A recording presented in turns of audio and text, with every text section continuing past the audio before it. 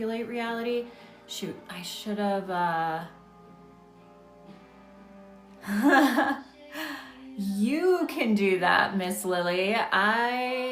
My work as a witch is to empower you.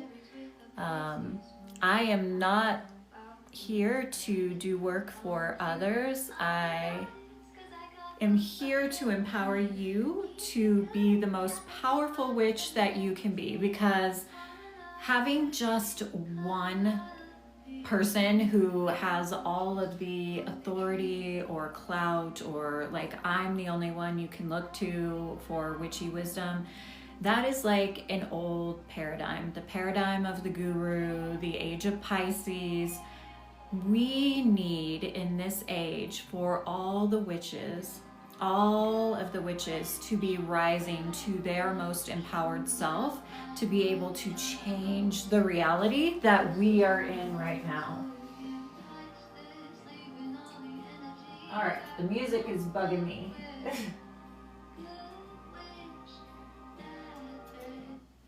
I love my witchy playlist, but on Sundays when I'm talking about the witchy things, I like to have binaural beats on. Hi, sister. I'm off today, but I have to leave later. Oh, I'm glad you're here, even if it's just for a little bit, Rebecca. I love just having your energy here with me. Thank you for the rose, sister. So here's the thing about witchcraft. And first of all, I want to preface this by saying, you know, I wish I could look up the definition of manipulate right now, because I think it's important to understand the word manipulate when we're talking about witchcraft, because when we are talking about the word manipulate, we automatically have this negative connotation. It's almost like society has programmed us to deem certain words as good or bad.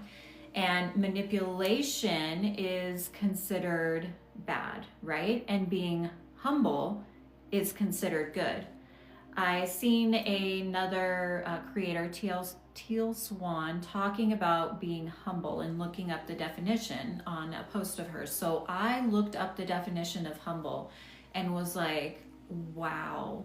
It was something like to diminish one's worth. And it's like, and we think that is a good thing. I don't think that's a good thing. Like, we all need to know that we are part of the divine. We are inherently pure and innocent and powerful and all of the things. And we come into this world and we are tainted by all of the threads of consciousness that have been running this planet for far too long. So when we talk about the word manipulate, we automatically think that it's something bad. Now, I was one to think it was bad myself, because I was in a relationship in the past where I was manipulated by someone. But the thing about the word manipulation is that all humans manipulate to some extent or another. We learn to manipulate right out of the womb. We cry and we get a bottle. We cry and we get a diaper change. We learn that certain actions make other actions happen, right? That's manipulating the people around us. But we don't consider that bad when a baby does it, because they are completely dependent upon us, right?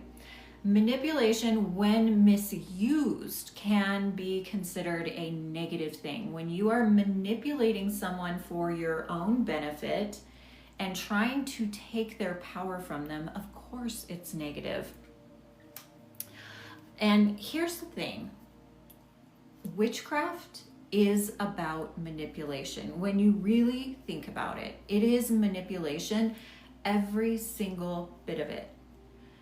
Because we are trying to manipulate the reality that we are living in into a reality that we feel would be most beneficial for us.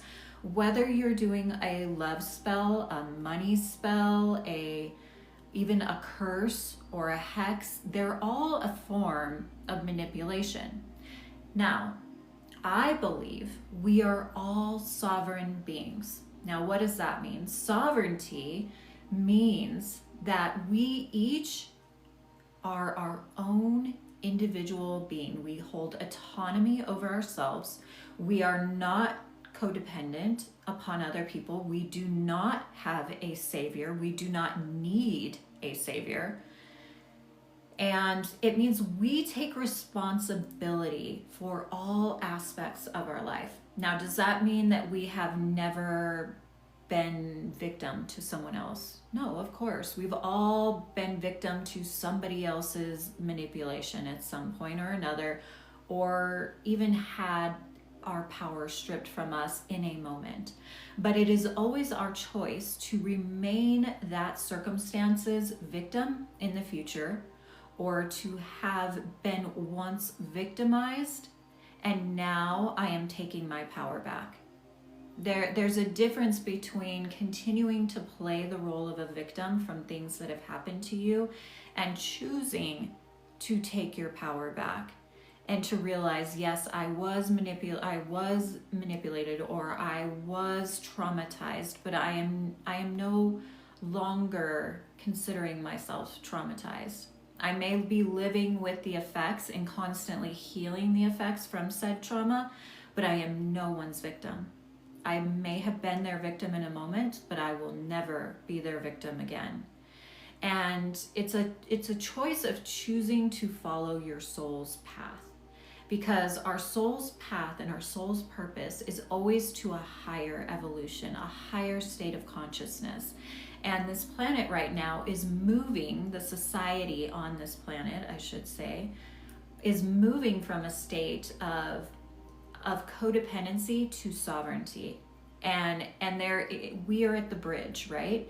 And because we're at the bridge of that, there is this battle between and I don't want to call it the light and the dark, because I don't see it as that. It's like this battle between what was and what will be, and the next step in humanity's evolution.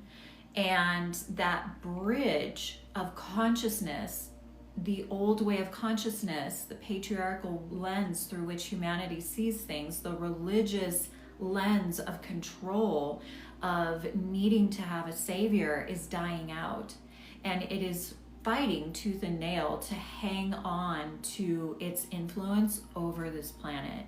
And the thing about energy is, and that's all consciousness is, it's a thread of energy that each of us is choosing or not choosing to participate in. But hi Sarah, energy cannot be destroyed.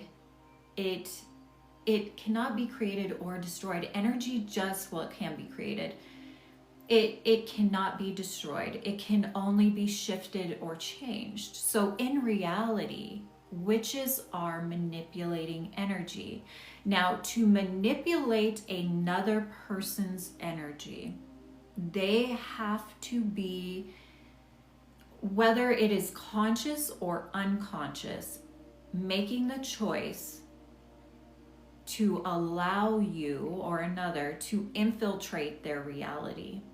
So someone can get on this live right now and say, I am going to curse you, Harmony. And I can say, try it, go for it. I'm not allowing it. And because I choose to be sovereign, because I am making that choice, that is my first step in protecting my reality, making that decision that I will not be influenced by other people's realities. And that's a decision each of us have to make. What is truth for us is truth for us. It does not have to be dependent upon anyone we're looking to, even someone that is a mentor or a guide like myself.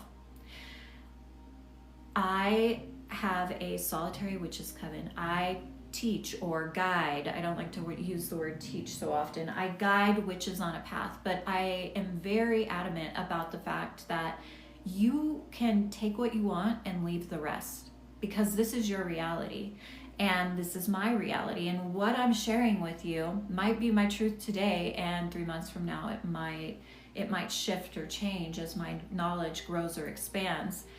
The fact that I'm a witch, I do not believe that will ever change. It's been with me since I was 5 years old. This is ingrained in who I am and my reality. However, we're used to living in this age where we have these churches or these structures of government where there's one person in control. And what they say we believe, or what they say that we need to do, we do it. And we believe it as their followers. And as a guide or a mentor in the craft, I have no interest in telling you what to believe or not to believe. If what I say resonates with you, then accept it as your truth. If something I say doesn't resonate with you, don't accept it as your truth. There's many people I lean on as teachers that I don't believe every word they say. And that's okay, because my reality is my reality. It is my choice to remain sovereign. And that is your first step in protecting yourself from somebody else manipulating you. Now, I have many different forms of protection right now. I have candles we made in our Baneful Magic course that are wards of protection. I have a decoy spell, a protection spell jar up here. There are many protection wards that I have in place around my home, around my witchy room, which are the second step in me having that really safe boundary from other people attempting to manipulate my reality. The thing is we are all sovereign. If you choose to not allow someone's energy to infiltrate your energy, then they cannot curse you, they cannot put a love spell on you, they cannot do anything to you. Now, when we are walking through life without having done shadow work, what that creates in our energy field is these holes. And when there are holes in our energy field, it's like we are saying the words, I am sovereign, and yet there's some doubt in our unconscious mind from however we were raised, right? I went through a period where there was I really had to reprogram my mind from being raised in a religion that constantly told me I was bad and I was not good and I was not pure of heart, and that they were the one true church. And when I walked away, I knew with everything in me that church was not true. I knew I was the witch from the time I was a child. And I always questioned that church, but they always were programming in my head that the reason I questioned it was because I was not pure of heart. And so when I transitioned, there were a lot of holes in my reality because I was stating, I believe I am sovereign, but the shadow work needed to happen so I could fill those holes in my energetic reality. So then no one could infiltrate my reality. Until that shadow work was done, people could still energetically influence what I was doing. The more shadow work you do, you don't have to be 100% healed to not allow someone to infiltrate your energy. I want to say that. You have to at least be on that road and on that path and have it be a part of who you are. Not just something you do on the Sabbaths, not just something you do on Samhain or Beltane or on the new moon or on the full moon or when it's pop culture.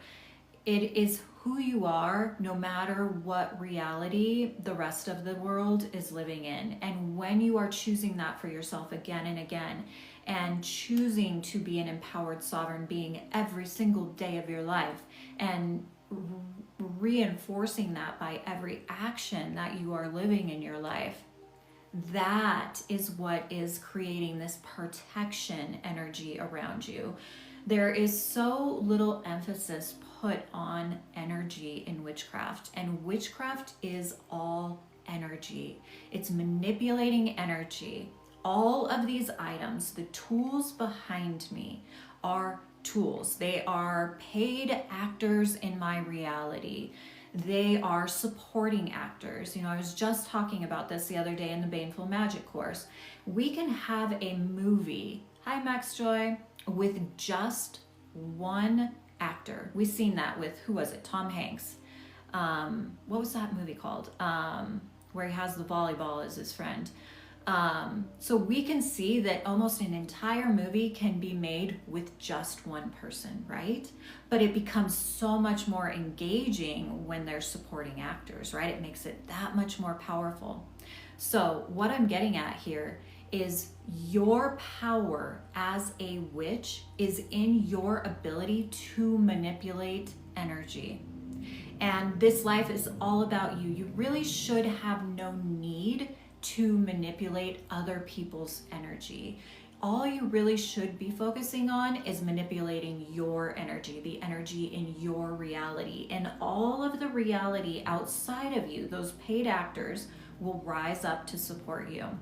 It will mean that the ones that do not align with you will fall away, because like energy attracts like energy. Hi, Marjorie. I didn't know you were on here. Oh, you have to leave. I'm glad you were able to be here for a second. I hope you have a beautiful day at work, sister.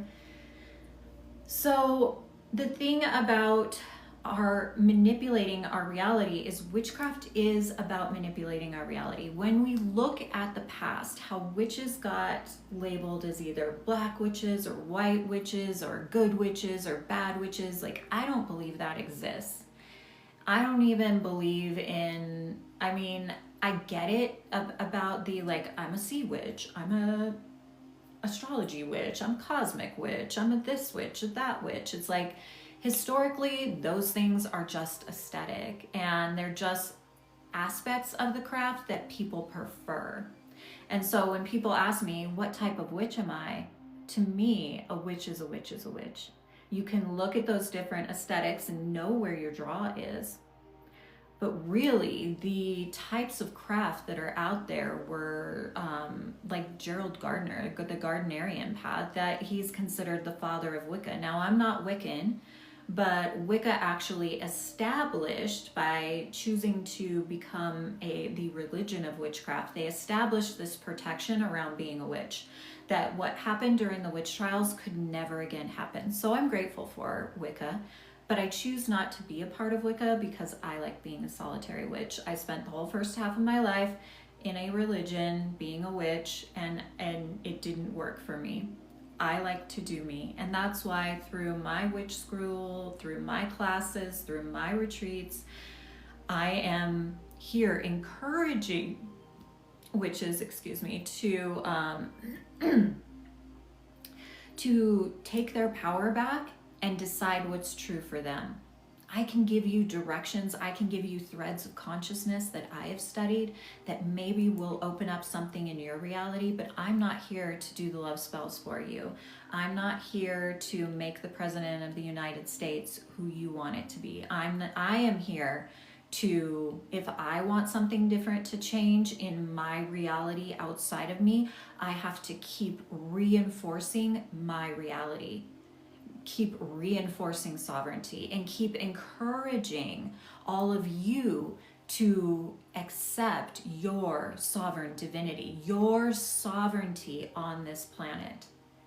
This is a huge thing, because as long as the consciousness, the majority of the consciousness of humanity is leaning codependent, then we are going to continue in every country across the land manifesting these leaders of control that need victims. And when we have enough of our society taking and claiming their sovereign ability, the thread of consciousness, the manipulation, the energy manipulation requires that leaders rise up that can lead a group of sovereign individuals. And that is possible. I see it happening in witchcraft. That is what I am doing in my movement that I am leading. I am encouraging witches to stand in their power, because the more of us that are claiming our sovereign divinity, that I am the maker of my reality. I am not going to be a victim to the generational trauma that my family has carried through our DNA and say I'm victim to a generational curse. No, I am here to be the pattern breaker. Hi, eclectic goddess. Are you here to be the pattern breaker? If you acknowledge that, if you want that, claim it. Claim it, right? I claim this. I claim my sovereign divinity. I claim this is my reality to take control over. But we also know there are things and that I do not, first of all, I'll preface this with I do not believe in the Bible. I believe there are some threads of truth in the Bible because originally they were scrolls. And they took these scrolls that were basically journals of everybody, these people's lives, out of the libraries of Alexandria, put them in this book, and manipulated these people's words to control the people. So yes, there may be some stories in there that are true, but a lot of it was manipulated and changed to control humanity. But there are things in there you can pick out that are things that we need to pay attention to, right? I just consider the Bible a book like any other book. I can read Practical Magic or Book of Magic or any of the other books, and it's like, oh yeah, this aligns with me, this is true, and this doesn't, and I leave it. That's the way I look at the Bible. I do not believe the Bible is the Word of God. I do not believe Jesus is my Savior. I believe Jesus is a witch. But it says in the Bible, when 3 or more gather, there I am, or something like that, right? So what that is, I believe the Christians are misinterpreting so much of the Bible. And I do not live upon Bible truths, but that's something, there are certain little things that stick out to me. And it's like, that is sharing with us, the more of us that are in the same thread of consciousness, that power expands and grows, and our reality is required around us to change. And so it would do me no good to get on lives or to go to retreats and be like, I am Queen Witch.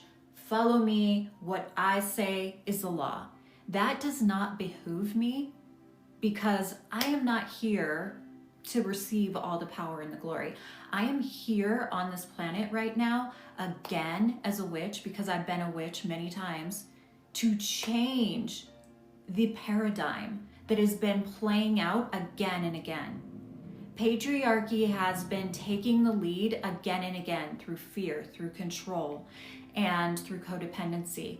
And I am going to encourage everyone else on this planet to rise with me, because like I said, the more of us that are choosing to claim our sovereignty, the reality around us has to change, because that's how energy works. And that's why I say, that's why we have to understand energy. People in the Christian church are giving their power away to a book called the Bible that has been manipulated to control people through the consciousness of patriarchy. So it is going to, for that to fall as the book that we are all looking towards. We don't need a book. We carry the wisdom within us. Does that mean you're going to decide you're a witch today and be like, I've always been drawn to this, and tomorrow you're going to wake up remembering all your past lives information? No. What it does mean is you light up that thread within you when you claim the word, I am a witch. All of the energy around you begins to shift and change and align with that statement you made. I am a witch. I'm claiming my sovereign divinity, meaning I am claiming that I am God in human form, that I am the goddess in human form. I am creator, I am source, whatever that word is for you. Most witches, it's goddess or source. And if you are the creator of your own reality, it's like waking up to the fact that you thought you had to play along with this game when you're the one with the video game controller. You just have to reiterate that and accept it again and again every single day. Every single day. Because that is what is going to change our reality. That across the planet, it's not just here in the US that we are struggling to claim our sovereignty. Like I said at the beginning, we are on the bridge. We are still like, Yes, we are in the age of Aquarius, but we still aren't fully there. And the age of Aquarius has its own shadow, just like the age of Pisces had its shadow. The most important thing at this bridge is that humanity is claiming their sovereignty, that they are claiming they are the creator of their own reality. And some of us have a hard time accepting that. And I get it, right? I've had shitty things happen to me, and it's like, I am the creator of that. But when I look at the grand perspective of things, I wouldn't be here now had I not experienced all the trauma I experienced in my childhood and in my teenage years. And so maybe, just maybe, when I was choosing what my life was going to look like before I came here to live, before I came to this planet to dwell, and I chose this soul family, every one of you are part of this same soul family. We all came here at this time to play certain roles, and certain aspects are fated, meant to be, and certain things are free will. This is a free will planet. The soul is here to learn by watching how consciousness works on this planet, how energy grows, how it changes form. So before we came here to dwell, we chose those fated things. Who is our potential parents? Who are we going to have children with? Who will be our children? All of these things, I believe, are decided before we come here. And we give ourselves different potential roads to take. And the roads will all lead to the same ending. And then we leave this planet, right? But the living on this planet is growing your soul, because your soul is watching how you are living your life. Your soul is manipulating your reality through the connection with your higher self, so that the human self can grow to the best of its ability. Almost like you are watching me speak to you, right?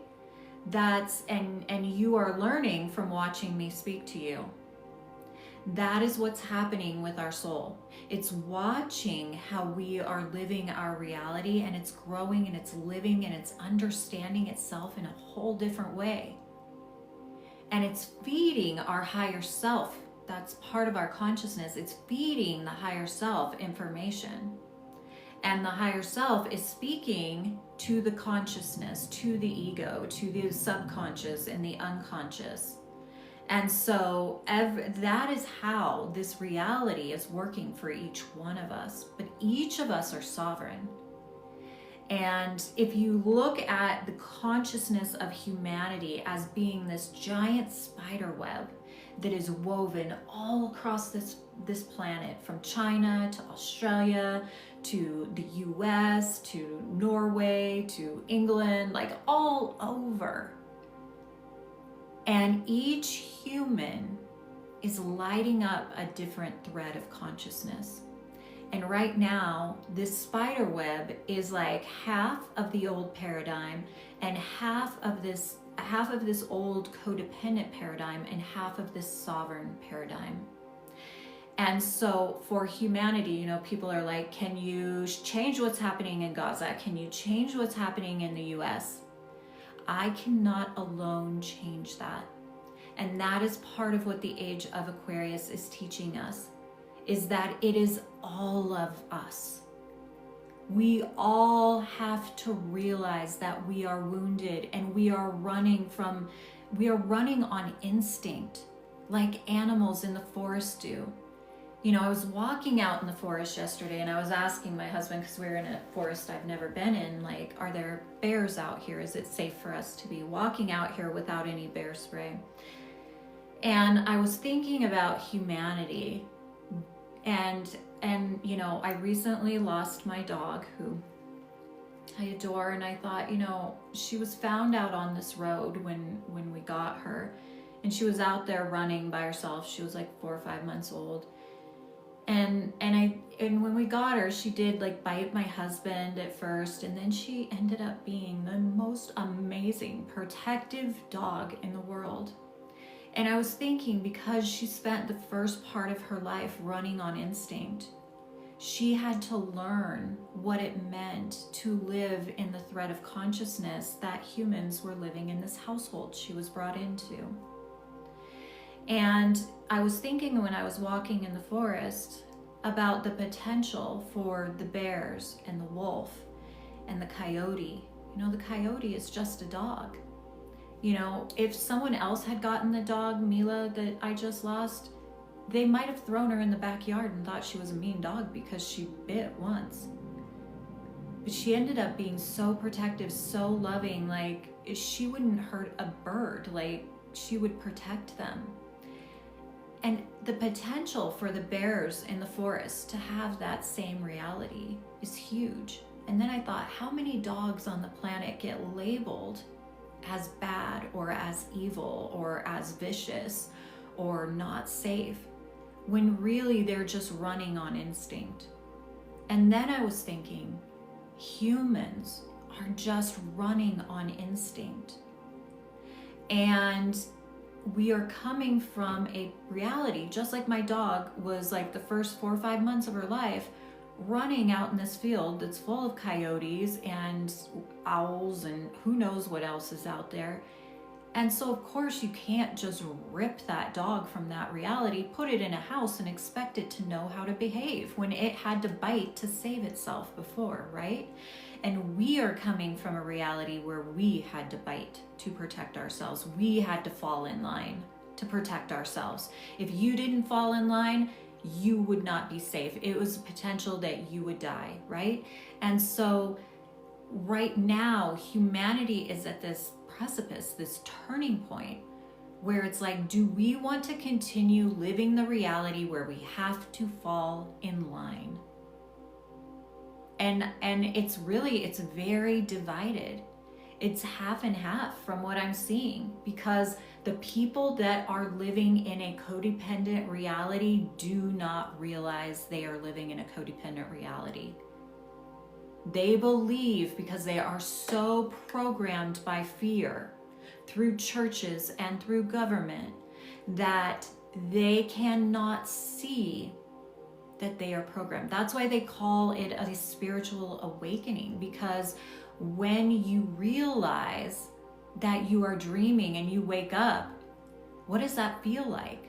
I did this last night. I don't even know what I was dreaming, but I woke up and my heart was pounding. I was actually jumping out of my bed and my heart was like, and it's like, oh my God, I'm not in a dream. I'm awake. And that is what a spiritual awakening feels like. That's what it feels like for people who have been living in a church, religious, governmental structured reality that they were programmed to fall in line. And when you wake up and realize, I have been being manipulated, where we started this whole conversation was manipulation. Can a witch manipulate another's reality? This entire planet has been being manipulated by religious leaders and governmental leaders who need victims. And you have been playing the role of the victim. And that is why we have the leaders in governments across the planet that we do. And that's why I say the more of us that choose to claim our sovereign divinity, the more our reality has to change around us to align. Because when there are no longer victims, there are no longer people falling in line. We need leaders that can lead sovereign individuals. Why are you saying sorry, Harmony? Hi, Tara. Blessed be. Why was Eclectic Witch saying sorry, Harmony? But that's what I was talking about, is the consciousness on the planet is going to change as the more of us change. And so that's why for myself, I am not creating a group of people like a cult would be. Like, it's funny because all of the people who are religious are pointing at the witches saying cult, cult, cult. And it's like the solitary witches are rising saying, I follow no one. And in a cult, you disconnect from the rest of reality and follow one person. And that's why I will not ever say, follow me. I will say, I can guide you. I can show you what is truth for me. I can mentor you. I can give you threads of consciousness to look at, to decide what is truth for you. But I don't want you to follow me, even though you might follow me on TikTok. All right, let's look at some of the comments here. If you guys have questions, please ask them.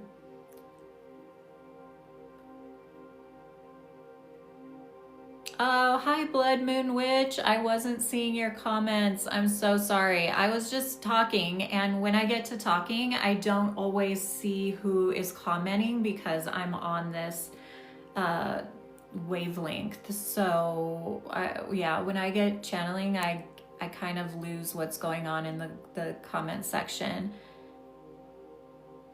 I don't speak Spanish. I'm sorry.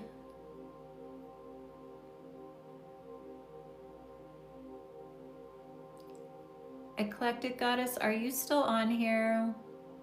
Oh, you're saying sorry about my dog.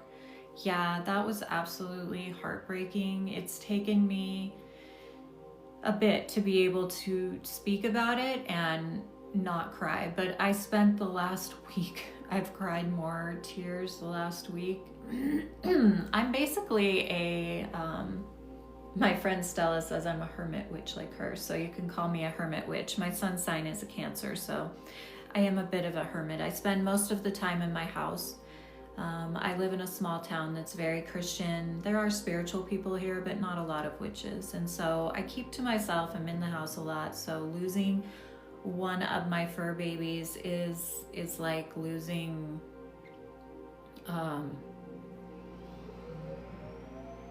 it's like losing one of my children. And she was 13 years old. So, and grief always gets me. And so I really was trying to navigate this grief in a specific way. And it actually has really helped me get through it. You know, I had to sit and cry for a long time, a lot of days. And it was a lot because I don't leave the house a lot. And everywhere I turned, there is a piece of her. Like right now, usually while I'm doing my lives, she's outside the door here on the rug guarding me. Like she was such a protector. And yeah, I mean, we knew she was getting older and her time was coming, but I didn't realize, you know, it was like I realized, but I didn't realize. I kept telling my husband, I feel like her time is coming. And he's like, why? She's fine. And then it came and it was like, oh, like, I don't know. I was saying the words, but yeah, it's hard. Most of us have had fur babies that we have lost, and it's terrible. So do you guys have any other questions? A lot of times, hello, I'm a 15-year-old boy. I'm able to grasp. Yes, doesn't matter what your gender is, what gender you identify with. Everyone can be a witch. Anyone can be a witch. Your draw to the craft is what is saying you're a witch. You know, there's all these things out there like, do you like crystals? Do you like nature? Well, you're a witch. Okay, that's kind of like, not everyone that likes crystals and nature is a witch. I feel like pop culture spirituality, pop culture witchcraft is actually dimming the potency of witchcraft. And it's like making it one and the same with spirituality and one and the same with like kind of the hippie culture. And it's different. It is very different. And I'm someone that has, you know, I've known I was a witch since I was 5 years old. I've been studying the craft and practicing the craft since I was 15, maybe even 14. And I can say there, you know, it being a witch for that long. I've definitely lived through the don't call yourself a witch, call yourself spiritual, all of those things that a lot of people today are not living through because it is more accepted. Now, it's still not fully accepted. You'll still get looked at sideways if you say you're a witch or you're wearing a pentacle or something like that. There's so much more to being a witch than even wearing a pentacle. You know, it's embodying the pentacle, embodying your connection to the earth. And yeah, as much as I don't want to be like, I am the one who says who a witch is or who a witch was. Like, our history has been so distorted, and the reason what is happening right now with pop culture and the witch and everyone claiming they're a witch and they don't even know what a Sabbath is, they don't know what the wheel of the year is.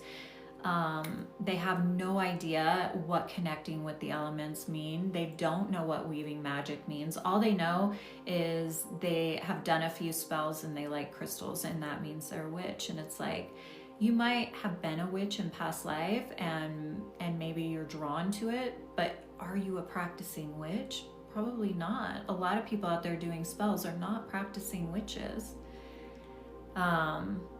So I'm here to help those who want to claim their sovereignty as a solitary witch and not have to be Wiccan, because that's the path that I chose and I believe humanity is moving towards. And I really want to see myself, I want to see religion fall, because I believe it's no different than government. It's controlling people, teaching them to follow some man in the sky that is not even on this planet anymore. You know, they took the name of a guy called Jesus, Yeshua, and they made him their savior. And I do believe he was, if he lived today, even back then, he would be considered a witch. And I believe a lot that was manipulated and said to be him was actually his wife, Mary Magdalene, and his mother, Mary. I believe they all went to the temples of Isis. That's why there is a gap in time in Jesus's life between the age of 13 and 33. I believe that is because there was so much that didn't align with their structure of controlling the people through this book that they had to completely like rip that section of his life out. Because I believe him, Mary Magdalene, I believe his mother Mary, all went and learned through the temples of Isis in Egypt.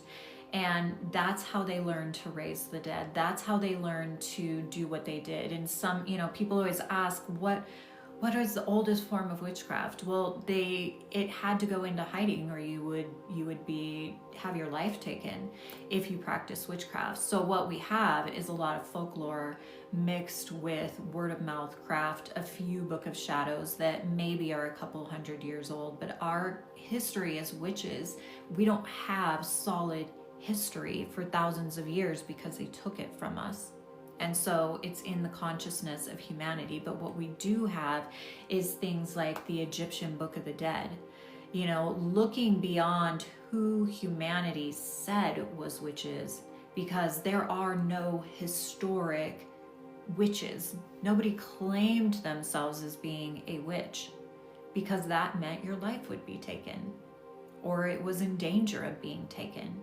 You were safer to be a magician or a shaman or an alchemist, because that was more of a masculine role. But all of those roles are very similar to the witch, just a different path.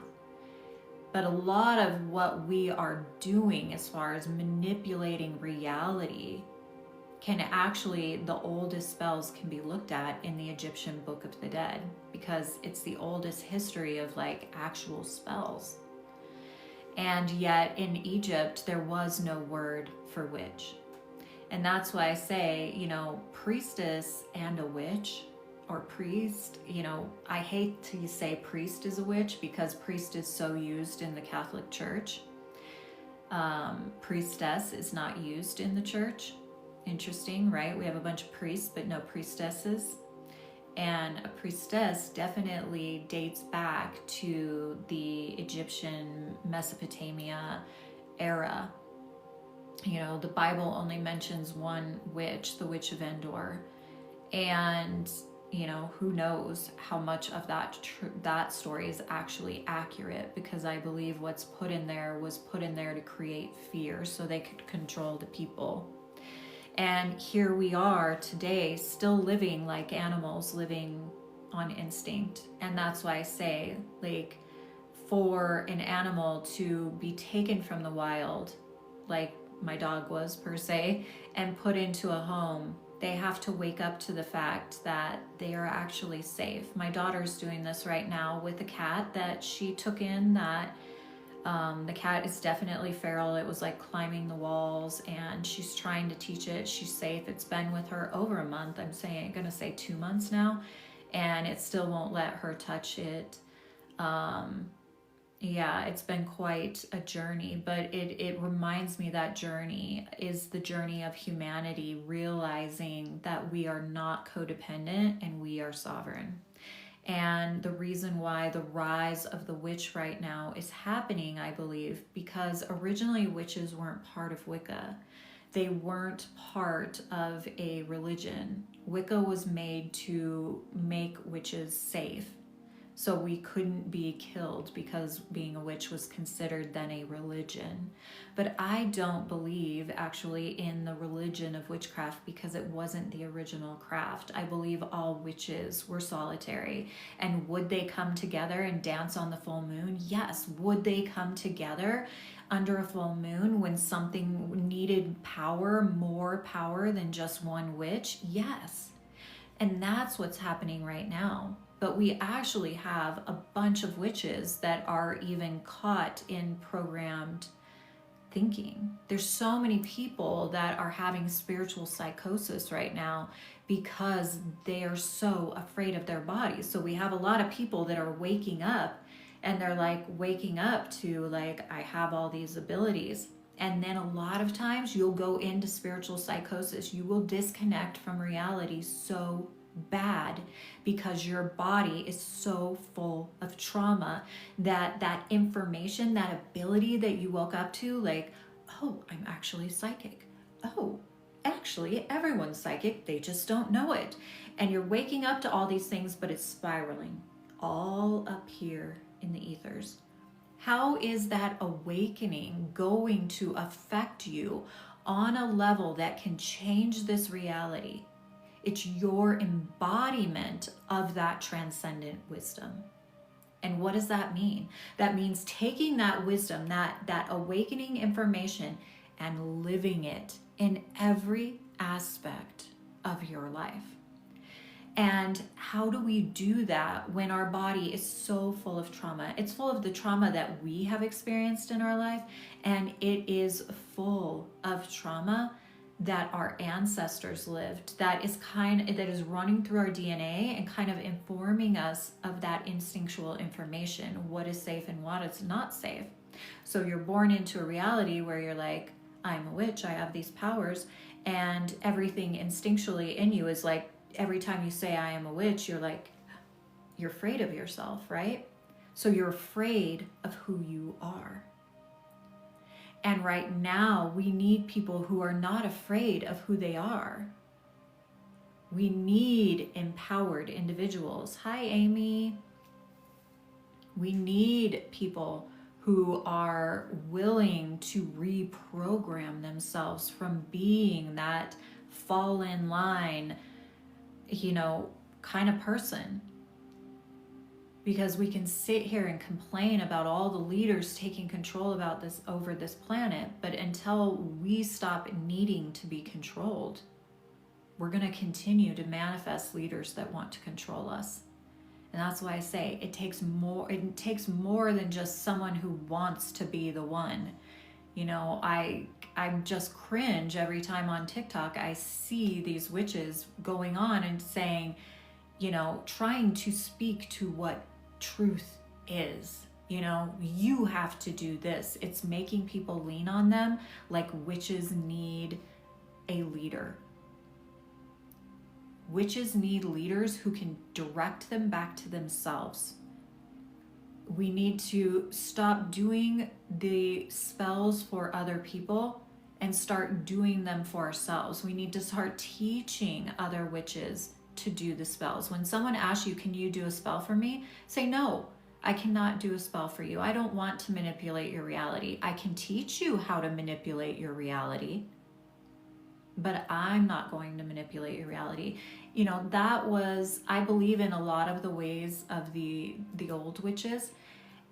One of them I don't really do unless it's for, like, I will be a part of a spell if someone needs me to be a part of it. If it's one of my children, someone in my family, but usually I will invite them into that work being done with me, because I don't want anyone to have me be the end all be all. I can guide you down the path, but the path, the twists and turns on that path that you take are up to you. I don't want to be cursing and hexing people I don't know. I don't want my energy to be entangled with other people's energy that I don't know.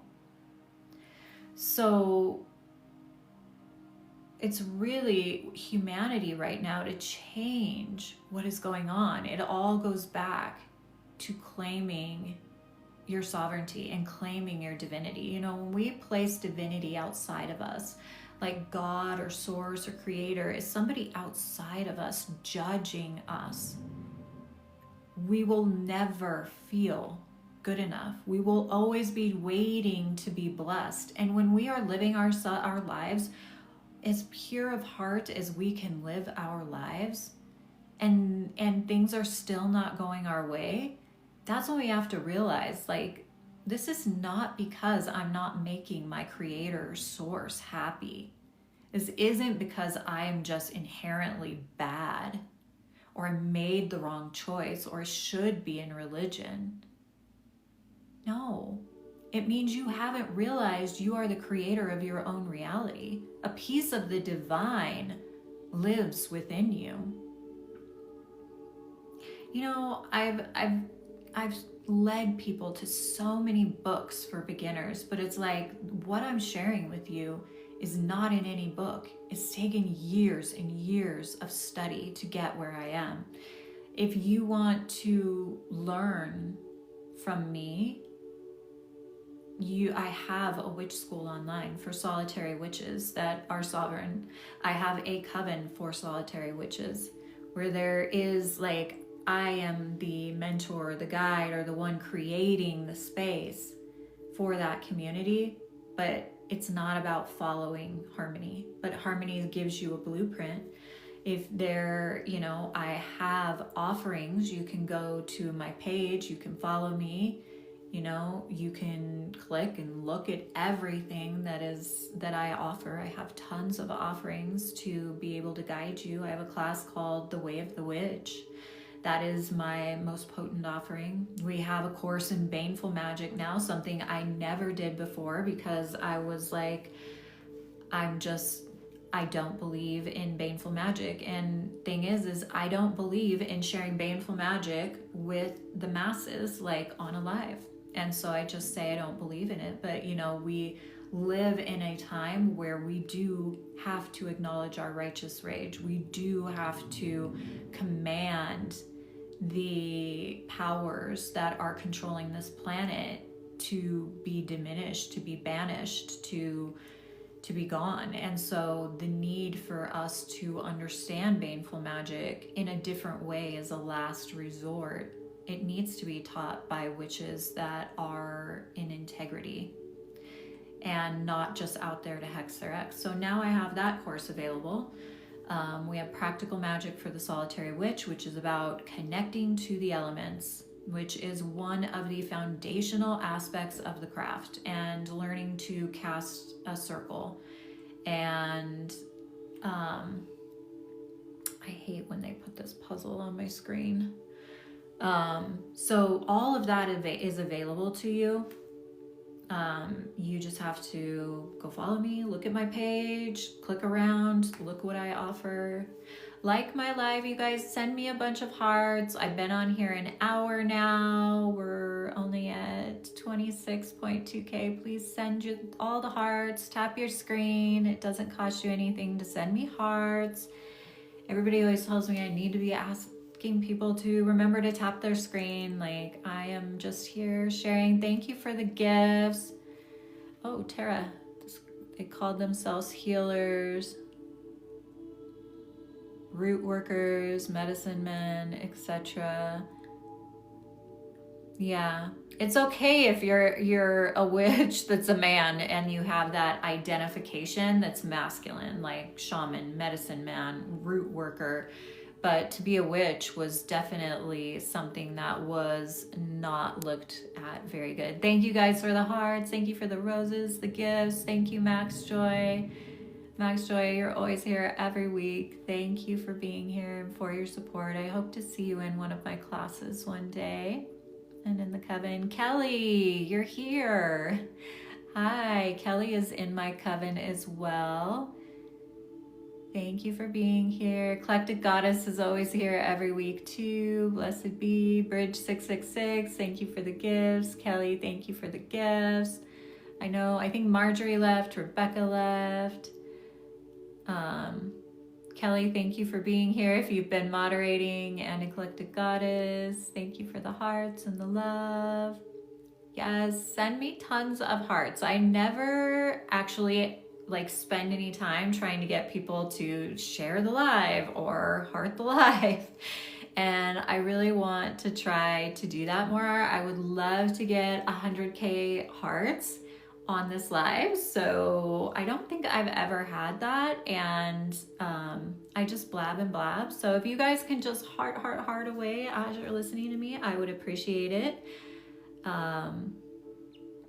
Thank you. The hearts are moving up. Haley, thank you for the roses.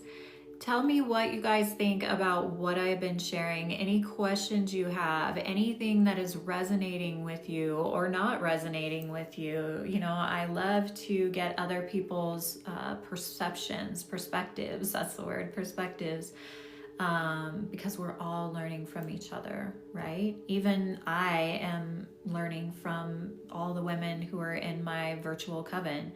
I have a virtual coven. We have a little online group, and it's so crazy to me. So many people join the virtual coven and they're afraid to join the group. They never introduce themselves, and that just speaks to the sister wound. And the wound of being afraid to be seen.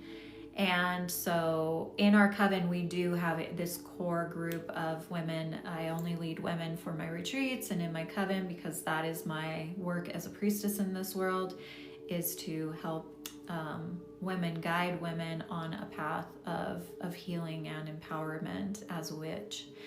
But if you are in the coven, please introduce yourselves, start interacting in there. We have so many witches in there. If you join, say, hey, here's my post, here I am, add a picture of yourself. If you haven't joined our coven, join our coven. You also get a library of classes. You don't just get access to the coven group page.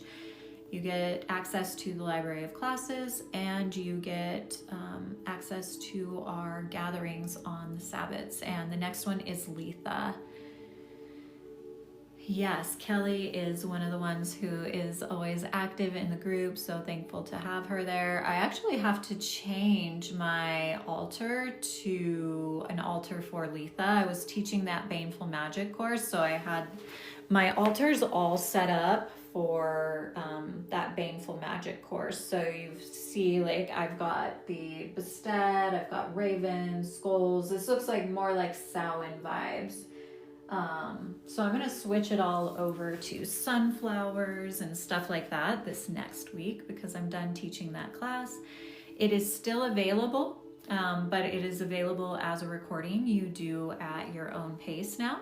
So that is also available on my website or on my page. Hi, Erin. Thank you for being here. I love that your name is Gingy. That makes me smile every time I see it, especially because your little picture is a cat.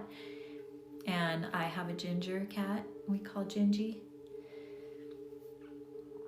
And Erin is actually coming to Practical Magic Retreat and Salem Retreat, which I am so excited about. Stella and I got together this week. We planned all the ceremonies. The entire retreat is now like planned out. What we're doing each and every day. I am so excited. We don't have any openings at our retreats. People have been sending a lot of messages asking, and they're all sold out. Next year's retreats will launch. If we're gonna do Salem next year, it will launch probably in September, but we're not sure yet if we're gonna do Salem again. It's a big undertaking with Stella coming from Australia, and a very, very expensive retreat to run. And hard to get people to help us with. Sedona Retreat, Practical Magic, is every year. That launches in November. So if you've been waiting, go sign up for my email list and you will be the first to know. So you can get an option for a payment plan or whatever you need for next year's retreats. If you follow me, if you haven't followed me, go follow me. Look at all my videos. People think that is an actual coven, and everyone's like, we all need a coven. I need a coven. Where's my coven? And it's like, what you're seeing at retreats what you're seeing on my page, my videos are all our retreat covens. And it came from my heart because there was no coven that I could find unless you were Wiccan, and I'm not Wiccan. So,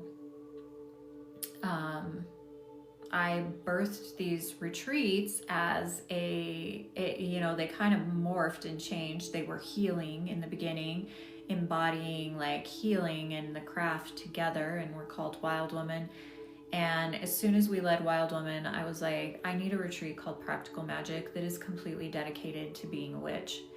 And that has become our most popular retreat because there are so many of us solitary witches that want to be a part of a coven but still want to remain solitary. We still want to have the autonomy to have our own craft. Like, we can go away for a week, connect with other witches, and we don't all have to think the same or believe the same, and we all get to practice the craft together and really connect with other like-minded people. And then we go home and we still have these connections we can connect to online, and it just helps our growth and our evolution and fills that hole in our heart. Oh my gosh, we're up to 44.6K. Thank you guys for hearting the light so much. Keep hearting it. Yay. Thank you for the dragon. We are in the year of the wood dragon this year. So I think next year, is it fire dragon? No, fire horse next year or something. So this year we're really like grounding in. We're looking at all of these things that we are rooted, where our consciousness is rooted with the wood snake. We're really low to the ground with the wood snake. And next year things are going to be on fire. So get ready to go next year. The way you are lifting and raising your consciousness in this day and this year is really going to be accelerated next year. You're really going to take off and run. So it's like you're really getting yourself grounded, ready. And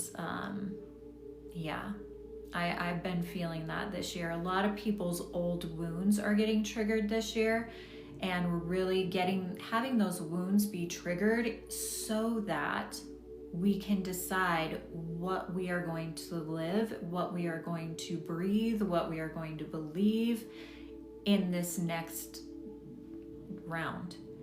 So it's like, until we get those wounds triggered, we don't know if the shadow has actually been healed. We can do all the like shadow work that's like journaling, and we can do the embodiment practice. And when we really start to see to the level that we're healing is when those wounds get triggered and our response is a response rather than a reaction, or we see the reaction start to come and we veer off and go a different direction. And so then we see how much we've evolved and grown. So we're having that twofold this year. We're seeing how much we've evolved and grown when we see ourselves get triggered and we choose to react in a different way.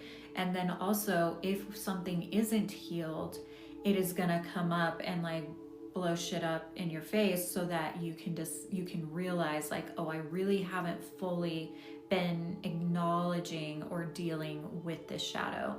And we're coming up on Wednesday, we have the full moon in Sagittarius.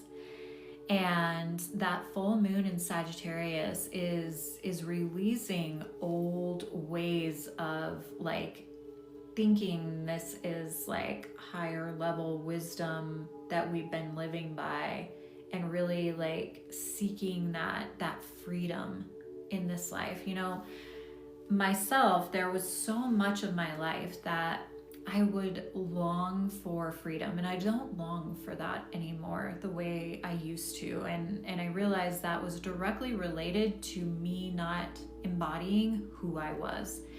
You know, when my kids were little, I'd put them to bed at night and I'd go sit on the front porch. I always think of this one night when it was snowing and it was really cold, and I was sitting on the doorstep just crying, because it was like I lived the life that the church and everybody told me I should live. And if I lived that life, then I would want to be no one else in the world other than that person, because that's what I was meant for. And I didn't feel that way. I just kept trying, and I just kept longing for this freedom. And I didn't even know what it was I was longing for. It was just like this emptiness inside of me that could not be filled. No matter how good of a mom I was, no matter how many friends I had, no matter what I looked like, how much weight I lost, how much weight I gained, like no matter who I tried to be and the way I tried to live, I longed to be able to truthfully say, if I could be anyone, I would be me. And I would try to write those words in my journal. I remember writing them. If I could be anyone, I would be me, because that's what I was taught, that I was living my life in a way that's like I'd arrived. And it was like, then why don't I feel this way? I guess I have to program it into my head. So I would write it again and again. If I could be anyone, I would be me. And yet I would find myself crying on the doorstep as it was snowing and I hated the cold, just longing to like run out in the snow away from my house. And it wasn't because I didn't love my children. It wasn't because I didn't make enough money. It was just this emptiness that was inside of me. And one day I realized that the emptiness inside of me was because I was living somebody else's truth. I was living somebody else's lie. I was trying to program myself deeper into something that was not me. And it wasn't until the day I said, I don't believe in any church. I don't believe in anything anyone else believes, and I am a witch.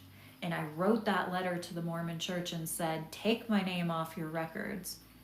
And it was like I could finally breathe. And every day from then on, I could breathe a little more. And every step of my journey brought me more to feeling that sense of freedom. And that's what this full moon is about. It's about you choosing a higher timeline. It's about you choosing what freedom looks like to you, and not continuing to say the programmed words that we are living a reality that these leaders are telling us is the best reality for us, when everything in us knows that we are crumbling, that we are longing for freedom, that we are unhappy, that more people are on antidepressants than are not, because our food is poisoned, our mind is poisoned with the things that people are telling us and the leaders are trying to program into our heads. That longing for freedom is your body telling you you are meant for more.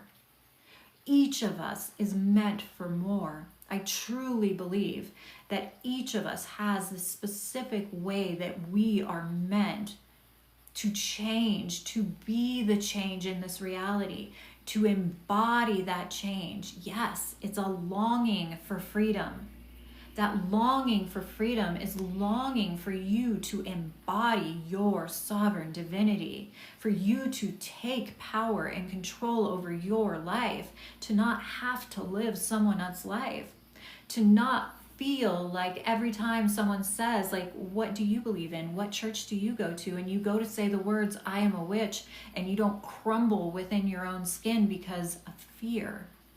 That's what we are dissolving. It's the fear at this full moon that prevents us from living our most free life. And the more of us that choose that, again, that is the spell we are casting on this planet. Every time we choose to be sovereign. You cannot be Christian, you cannot be a religion and be sovereign, because you are choosing to have a savior. Being sovereign means you choose to save your own goddamn self. That's what it means to not be a victim. It's choosing to save yourself again and again. It's claiming your power. When you claim that your soul is of source, is of goddess, is of whatever that creator word for you is, when you choose that, you realize you are magic in this meat suit. You are magic in the meat suit. You can take your hand, you can use your mind and change your entire reality. And that's what I'm here to remind you of. I can't do that for you. That's what's coming with this full moon, is all of the ways you choose fear over freedom is going to collapse. Because what we've been taught freedom is not freedom. Until every single one of us is free to say and be who we want to be, as long as we are doing no harm, we are not free. Just because we are more free as witches to stand up and say we are witches does not mean we are completely free on this planet. That is an illusion. You know, social media makes me feel like there's more of us witches out there than there actually is. And I have to keep showing up as live. And to remind you of this, you have to keep showing up in your reality all over the planet. Willing to say, I am a witch. That's how we show people that there is no good witch or bad witch. There's just witches.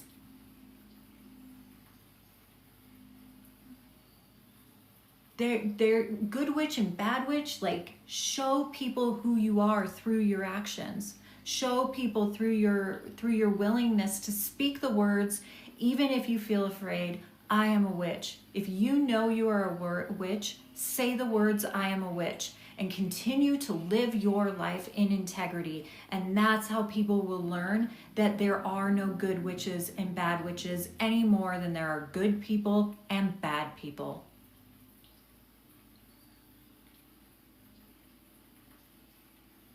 Yeah, I can't tell you how many times I have been judged.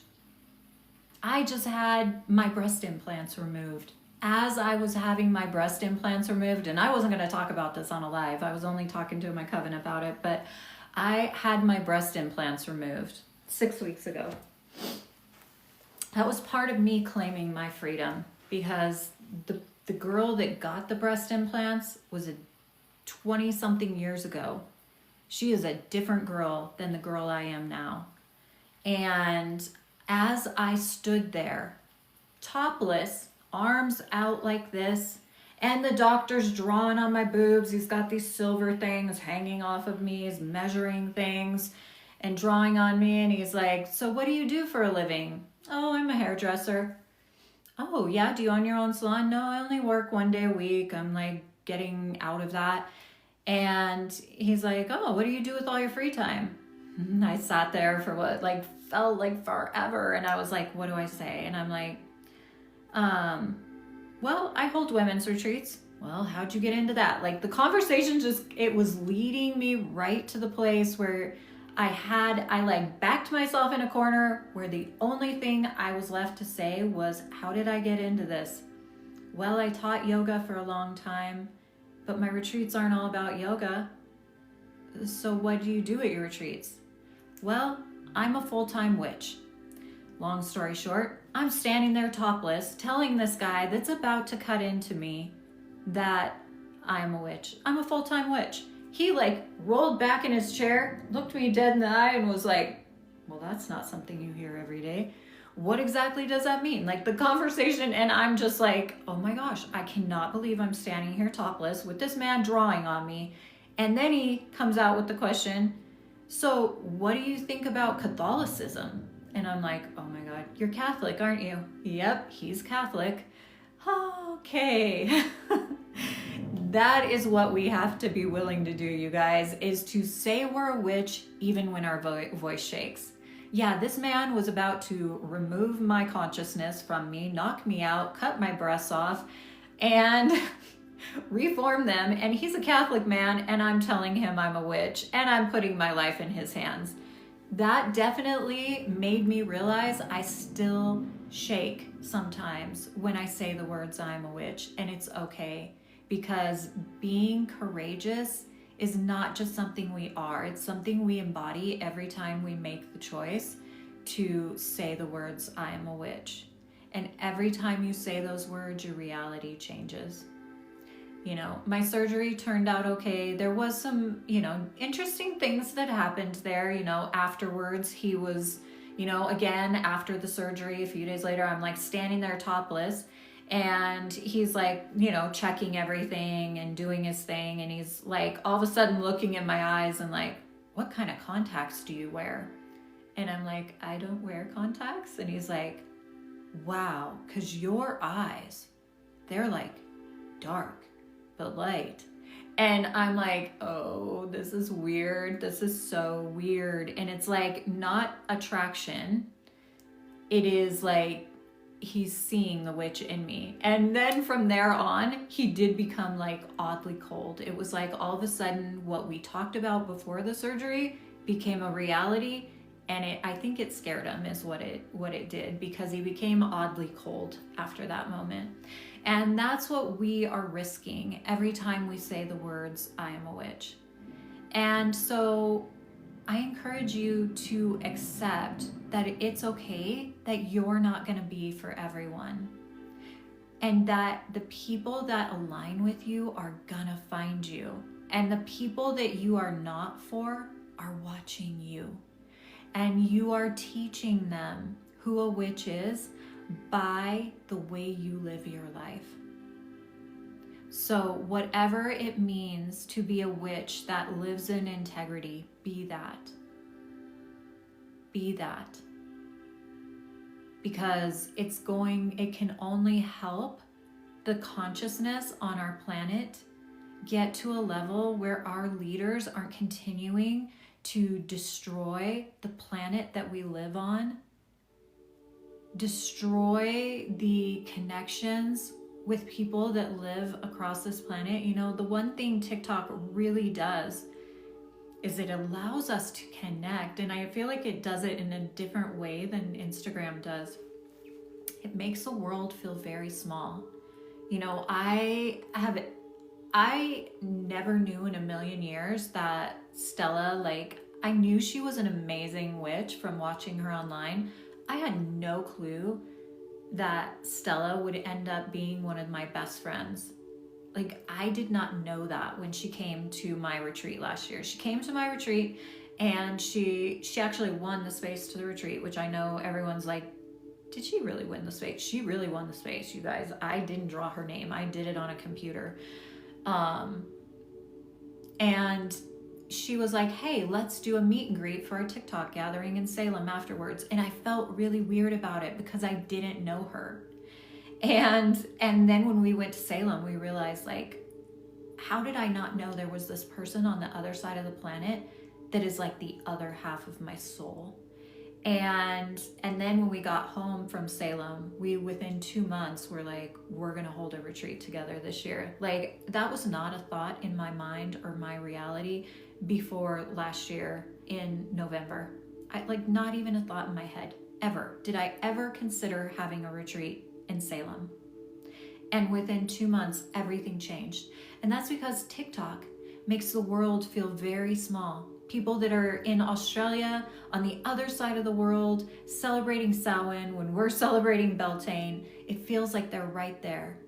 And that's why I love TikTok. You know, a lot of people hate TikTok. They think it's evil. I actually think Facebook's evil. I don't think TikTok is evil. I really believe TikTok makes the world feel very small. It has allowed me to feel connected to so many other witches. It makes me realize I am not alone on this planet. When you're commenting in the live, do you not feel like it's not so weird that I always wanted to be a witch? Like, oh, Gingy, you accidentally turned off the comments. Can you turn them back on? Can I turn on the comments?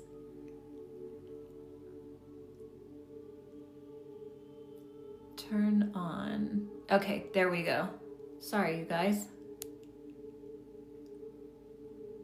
There we go. Thank you to my moderators. That's okay. I so appreciate you being here and moderating. You guys like mean the world to me because I know not everyone is having the greatest intentions when they come on the live. So even I'm getting better. It's a year I've been doing these Sunday lives. It was a year in February, so we're over a year now that I've been coming on here live. And I would love for you guys to share my live, heart my live. Like I said, you know, I have never actually tried to get over 100K likes, and I would love to do that today. So please heart my live. If you haven't followed me, go follow me. If you have a question, ask the question. Hi, dear is it Olivia from Poland? Yes, that's what I'm talking about. Doesn't it feel like, thank you, Jacqueline. It makes the world feel so small. And when I'm here talking to you, does it not make you feel like you're not alone? You know, that's what I realized. Like a lot of witch talk, there's a lot of witches fighting other witches. And I get it. Like the tea draws us in. There's a few I watch and I'm like, oh my gosh, what's going to happen next week? What's going to happen next week? But I don't want to be a part of that. I don't want to make the witch wound, the sister wound, continue to spiral. And so when I found Stella and started watching her videos and her lives, it was like all of a sudden even I had that sense of like, I'm not alone. And then it made me realize when I go live, it's so important for me to go live because then it helps all the people that follow me and what I'm doing in the world. It helps you not feel alone. You know, who is this? Glory to Jesus Christ. Glory to Jesus the witch. That's what I'm going to say. Why are you on a witch's live if you believe Jesus is your savior? Like, Christians are obsessed with witches. It's ridiculous. Go live your life. Talk to your people. I'm not over there in your comment section saying divine mother of all life, goddess, is queen of your reality. No, because I don't care what you believe. Because this life is all about me. Your life is all about you. So live your life for you and stop worrying about what I live for. Like, do they not realize Jesus cast spells? Amen to that. Like, do they not realize that raising someone from the dead, if I did that, I would probably be put to death. It's wild the way that they think. And the Christians, like, they can curse you in the name of God, but if I curse someone, then I'm going to hell. Like, what? Like, they do not realize how backwards what they are preaching is. It's insane. Blood Moon Witch, you knew Stella before I knew Stella. When I seen you and I thought the two of you should get together. It is so funny because she's always in the lighter colors. She's kind of changed though, because I'm always in black and she was always in the beige kind of off-white, and now she's moving more into colors and wears black sometimes. But yeah, it is almost like we were the yin and the yang sign. And we actually had Sarah pull both of our charts because she's doing the charts for my classes. Thank you, Bree. And when she pulled the chart, it was like, she was like, I can see why you two click. Like, well, it's like you're the yin and yang of each other. So, and it truly does feel like that. We work really, really good together. And I'm really thankful to have found her. And I'm really thankful to have found all of you. And, you know, coming on here live every Sunday, and even your guys' willingness to comment in the comment section. I realize the vulnerability it takes to do that.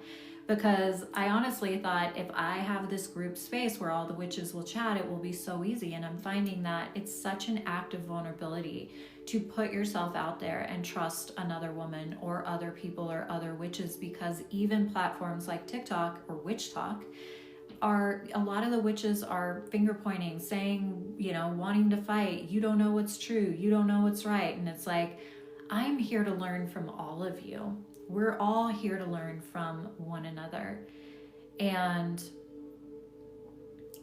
no one has to have the end all be all wisdom.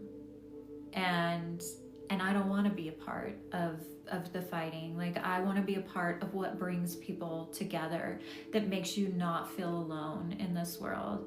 Oh, my birthday's not, are you saying happy birthday to me?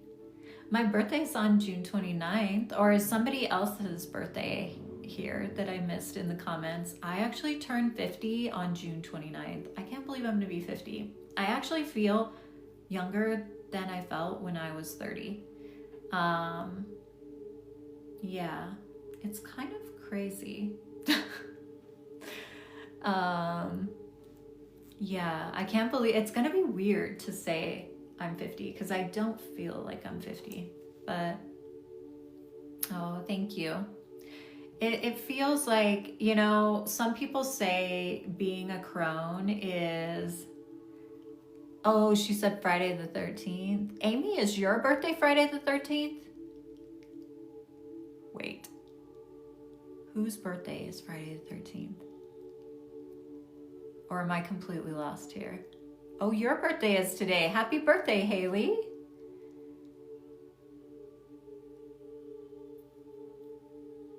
Oh, thank you, you guys. Thank you. I do think, I mean, I think you can see it. I mean, I do have smile lines. I get a little Botox. You just turned 31. Happy birthday. So you're a Gemini. Huh?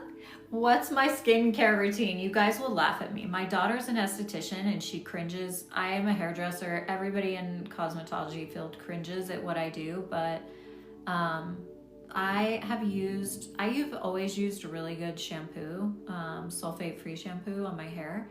And I learned the pH of shampoo is really gentle for your face.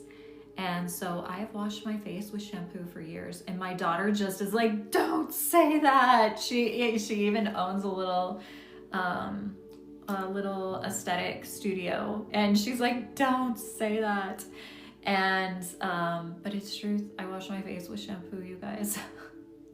And I've always used like different, for the longest time, I used coconut oil on my face. And I have a friend that's an esthetician, Lisa.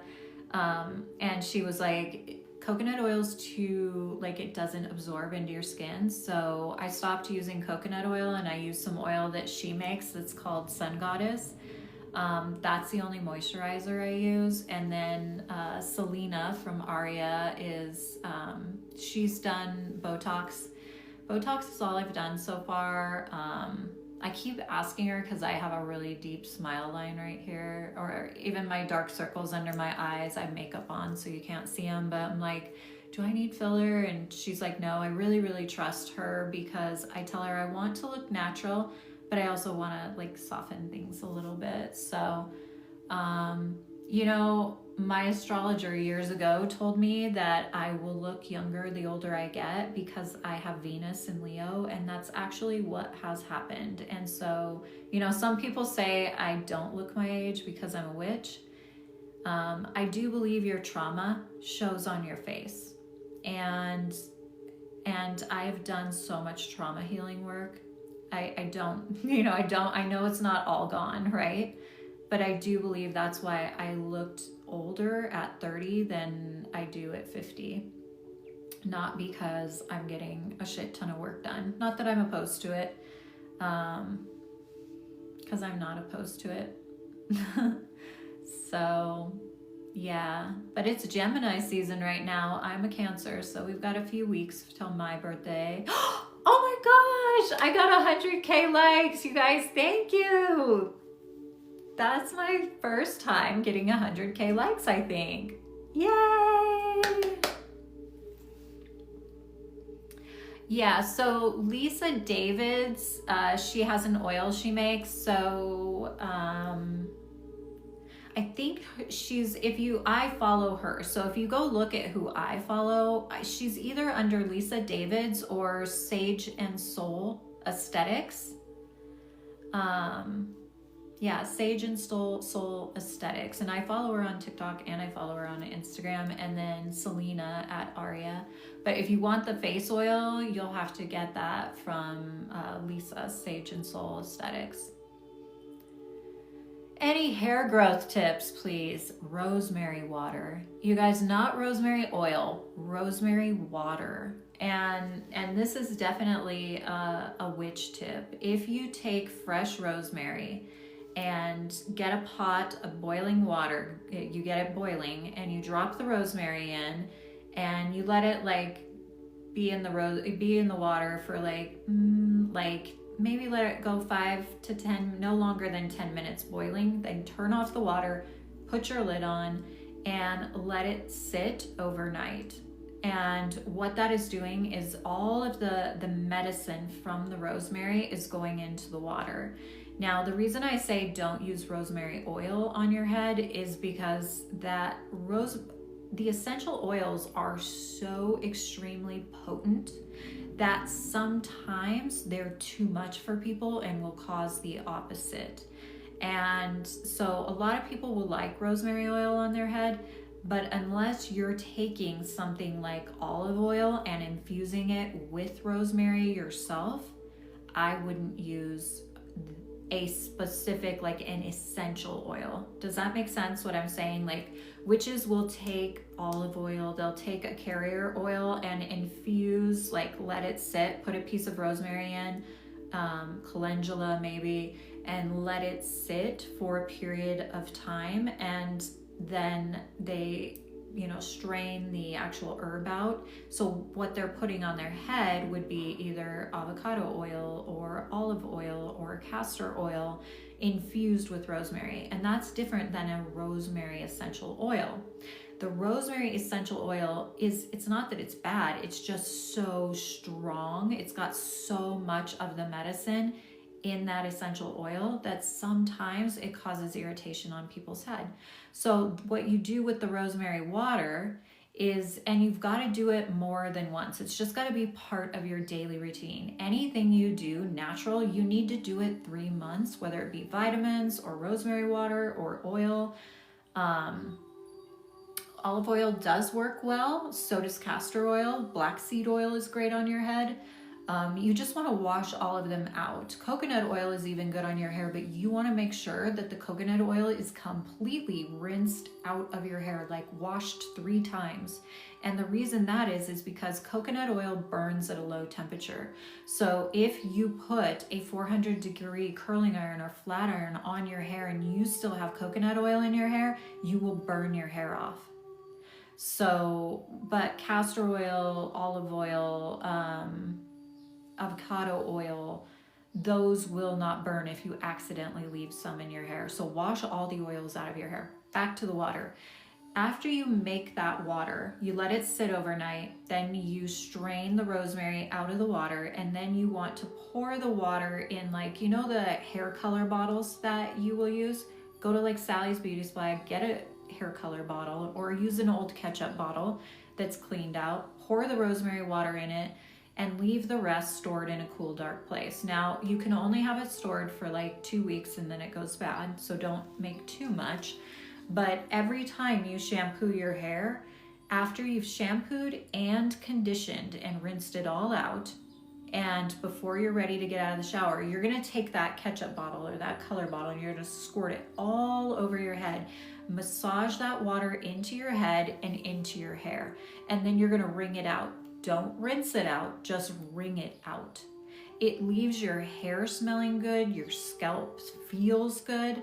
I have actually seen this take people's hair that has been over bleached, my daughter's, years and years ago, like 10 years ago, over bleached to, and breaking, just literally breaking off, too strong enough to like grow it back. So rosemary water is really, really good.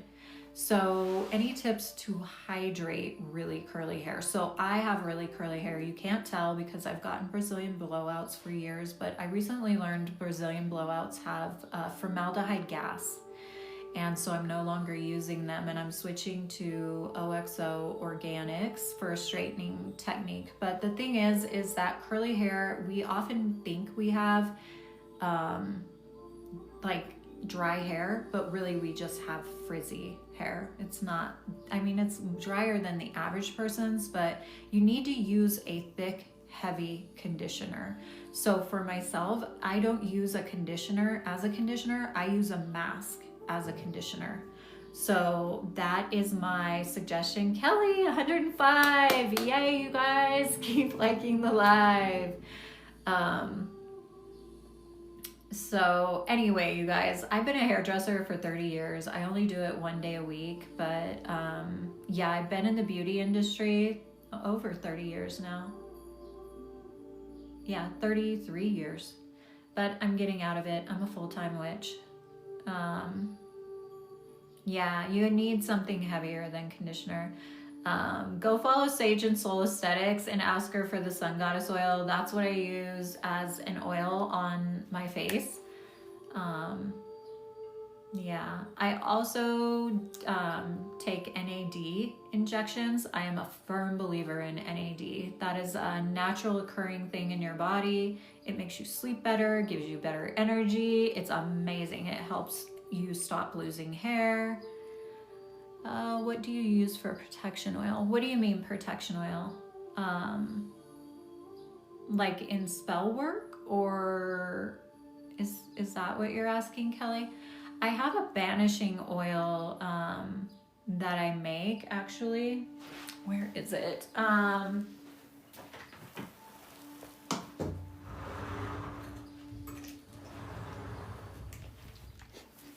I don't sell this. I should probably sell this. This is my banishing oil.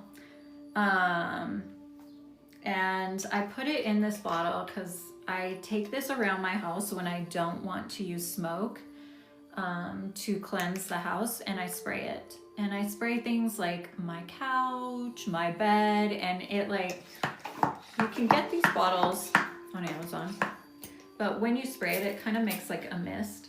So it's not like you're just spraying a lot in one spot. But it works just as good as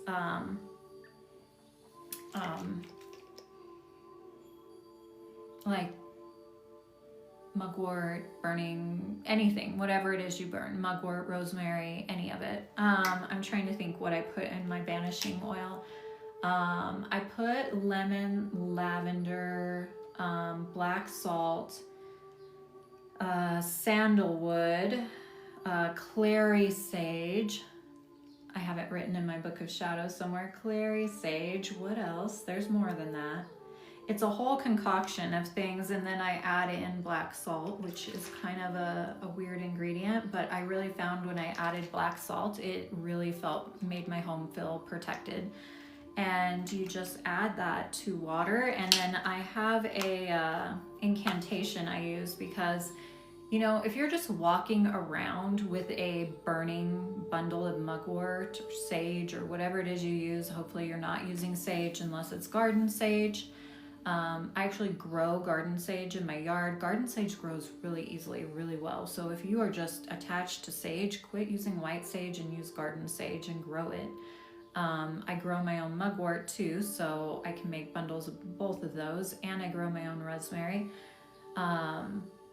But if you're just walking around burning something in your house and there's no intent There's no like emotion, no emotional charge behind it. You're just burning stuff. Yeah, it has a natural protective, a natural like maybe banishing to it, but it really isn't doing as much as if you are connected to the plant's spirit that you are using. So I really, really suggest, if you like it, you need to have some intent. So like I put on the outside of my banishing spray my incantation, and it says, whoever shall invoke the sacred spray shall banish all negativity that dares to cross their path, scattering shadows and dispelling darkness. By the ancient power of 3 times 3, I call upon thee, elements, to weave protection and positivity. So mote it be. So in every room I go, I read this. And if I actually made this bottle I grabbed was for my daughter. And so I put that on there so that my intent goes with this bottle. So I encourage you to make some incantation that is, it's kind of like your incantation is almost your prayer. It's your petition to the goddess, that incantation. So that's so important. Rather than just walking around with a bundle of mugwort, is to have a prayer in your heart. Prayer, we feel like Christians own the word prayer. They don't own the word prayer. Like, prayer was used by the pagans before, Christianity was even a twinkle in anyone's eye. So, or should I say a darkness in anyone's eye. But yeah, prayer is like the asking of the gods for what you want. And that's what petitioning the goddess is. So that's what I look at an incantation as. So, and when I say that they were asking the gods, plural, the gods, because they believed there was more than one God before the Christians came and decided what they believed was law. And they really, like, the conversion of pagan Europe became the pandemic of the planet. And they truthfully made the entire planet believe that they needed to be Christian through fear of death. So it is actually quite sad. But don't be afraid of using the word prayer, because it would be the same as letting the Christians own, Christmas has taken over the world. Before there was Christmas, there was Yule, there was winter solstice. Garden sage and white sage have a different energy. So white sage is traditionally used by Native Americans in smudging. Do I believe witches ever used white sage? Yeah, probably. But I do know that Native Americans have a ceremony called smudging. Us white people are not smudging. A lot of us have used that terminology, even the older witches, but we know better now. And, the thing about white sage is it's actually invoking spirit. And where the other forms of sage are not invoking spirit. So you would have to talk to a Native American about the, really, no one owns any of the plants on this earth, but the smudging ceremony to them is very sacred. And so to respect that ceremony is sacred, and people on our planet have appropriated that sacred ceremony of theirs, out of respect for that, because as witches, we know what it's like to have our magic appropriated. The Christians are celebrating Christmas when what we should be celebrating is Yule. They just stole everything from Yule and twisted it and made it into Christmas. And they did that all year round with our holidays, because to make their church, they had to convert the pagans, and the pagans did not want to give up their holiday gatherings. And so they changed the day by just a few days and twisted the ceremonies to make them so they could be theirs. And I believe that's why the Native Americans get so, hey, you white people walking around disrespecting your sage, burning it with no intent, saying you're smudging. You're not smudging. And witches traditionally used a lot of different herbs. a lot of different herbs. It's almost diminishing our power to use the white sage. Witches used mugwort, witches used juniper, witches used all wormwood, witches used like all of the herbs that grew in their area. So you guys, like, are you a witch? Start growing your own herbs. Start growing, these plants and work with the spirit of the plant. They want to be an ally to you. But if you just light up the plant ally and you're not connected with the plant ally, you're just burning it, just like a wildfire burns in the, in the forest. So if you want the banishing aspect or the cleansing aspect, you need to commune with the plant that you're using and also petition the goddess or your creator, deity, or source, whatever you work with. You daily sain with juniper. I have a video on saining because a lot of witches don't know saining was the original smoke cleansing for witches, and juniper was one of the ones that was traditionally used. Even cypress. There's so many other things. Like when you see a witch, when you see someone working with herbs other than sage, that's a witch. So anyway, thank you, Amy, for moderating and helping get rid of some of the disrespectful jerks. And Kelly, thank you for moderating. Thank you, everyone, for being here. We have more than 100K likes. Thank you for that. I usually pay very little attention to that. So thank you, you guys. And I love that you are connecting in the comments, helping each other not feel alone. What's the difference between a witch and a nun? A nun gives their life to Jesus. A witch is sovereign. Palo Santo from Peru is good, but I also, do we as witches live in Peru? No. So, I used Palo Santo. I used to use it a lot more, but I really learned the process in actually foraging. The Palo Santo has to lay down after the tree has died for 15 years before they harvest it. And so it is, I believe that Palo Santo is not getting the respect that it deserves as a plant spirit. It's really connected to the Catholic Church. And it's, I believe that's because the Catholic Church went over to Peru and, took over Peru, took over everywhere, like the Christians do. They send out their missionaries to make everyone afraid, fear them into joining their church. And then they take their sacred ceremonies and their sacred plants and they call them their own. So I would say I use Palo Santo more as a tea now, because it's so good as an antioxidant. Like you can really decoct that Palo Santo, and that means like you are actually not just like putting it in hot water and steeping it for 15 minutes. It means there needs to be a period of time where it's in the water boiling to release the oils from that actual wood into the water.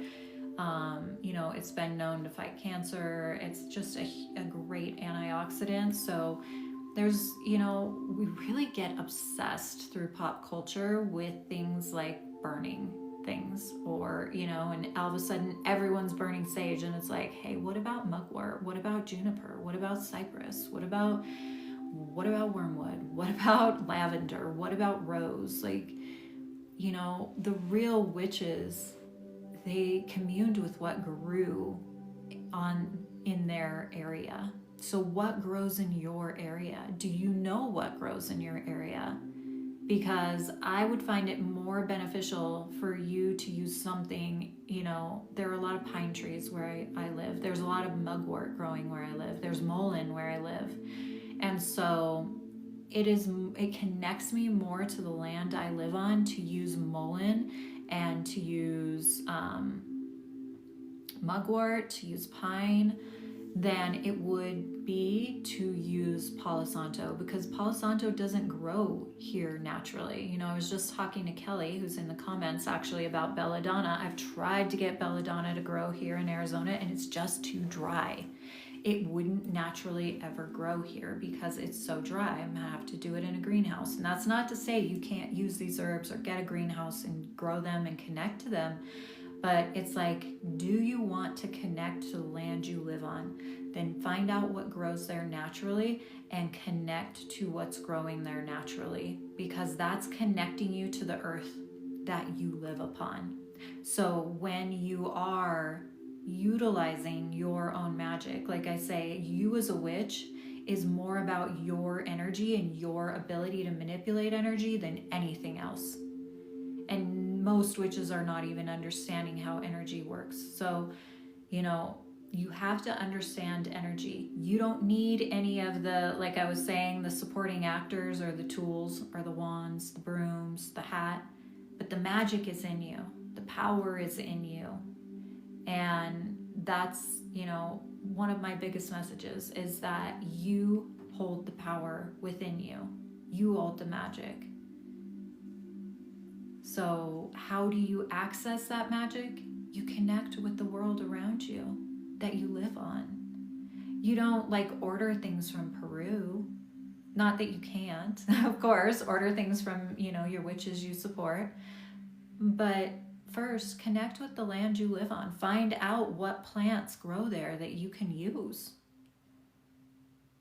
So, you know, do you guys know of anything that grows in your area? Put it in the comments. I'd love to hear what's growing in your area. You know, we each, you know, Stella was saying she's really interested in making hag sticks, but mullein doesn't grow there in Australia.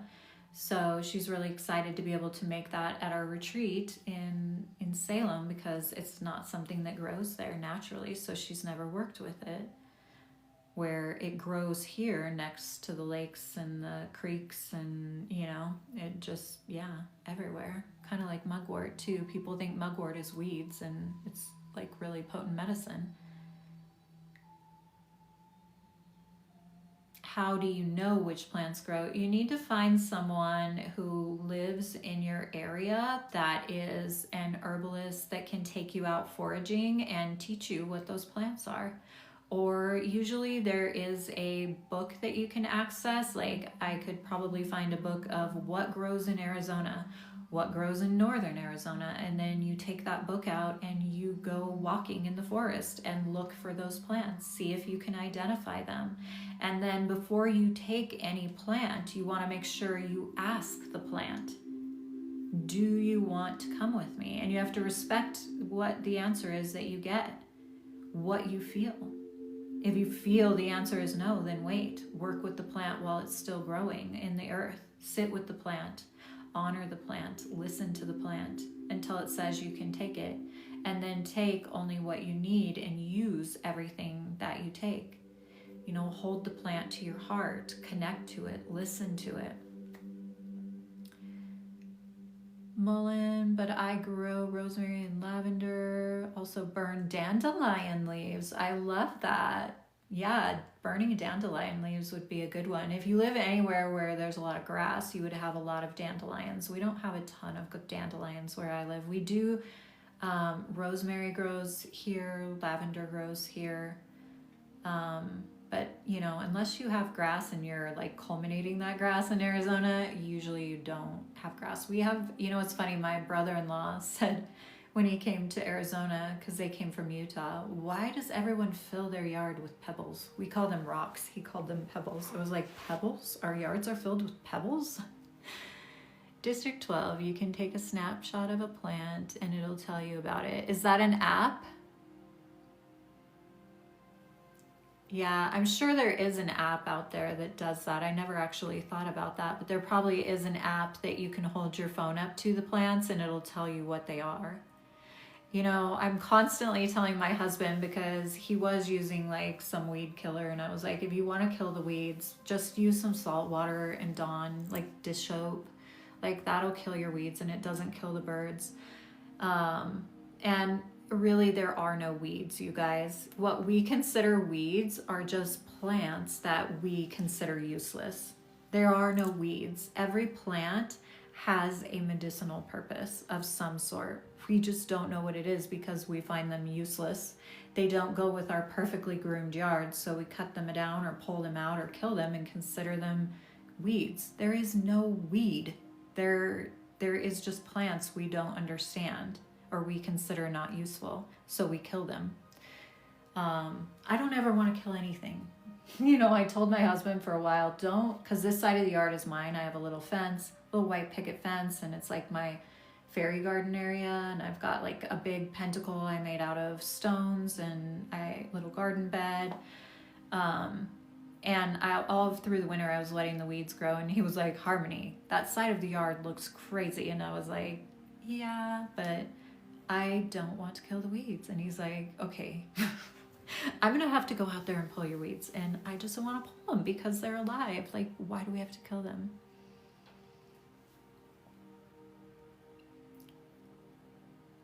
Yeah, one day I'm gonna have to have Tara go live. Tara in the comments is actually a really amazing energy worker, and I would love to have her go live with me one Sunday and just talk to you guys about energy, because we so often talk about the tools of the craft when really, like, the power in the witch is understanding energy and how to work with energy.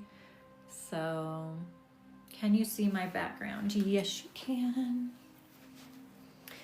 That is, I was saying earlier, this is my altar, but it's done up for the Baneful Magic course. So it's going to be changing. I actually accidentally got black wax on my carpet. I'm going to have to figure out how to get that out. But that's my altar. I actually designed it. I drew it. It's been about 8 years ago now. I had a witchy little boutique. It was called Mystic Harmony Yoga Boutique because I used to teach yoga and stuff. And so I had yoga clothes and then all these witchy things. And I drew this shelf and had my husband and my dad actually build it. And this is the same shelf that was in my boutique. It was brown in the boutique because the colors were like a deep, dark wood brown and white. And then when the boutique closed, and so on this shelf, I had like a spell bottle creation. It was like there were a bunch of herbs and then a bunch of bottles, and you got to choose your herbs and the bottles, and then you would make your own spell. When we closed, I painted it gray and put it in my front entryway, and in a house we were renting at that time, and it was my altar in the entryway because that was the only place I could have it, in that house. And then when we built our house here, I had them then again paint it, so it's been brown, gray, and I had them paint it white when we moved here, and it's still here. But when I drew this and said, I want you to build me the shelf, both him and my dad were like, it looks like a clown hat. And I'm like, it does not look like a clown hat. You guys look at it. I think, I love it. Obviously, it's 8 years old and I still have it. But, yeah, I love it.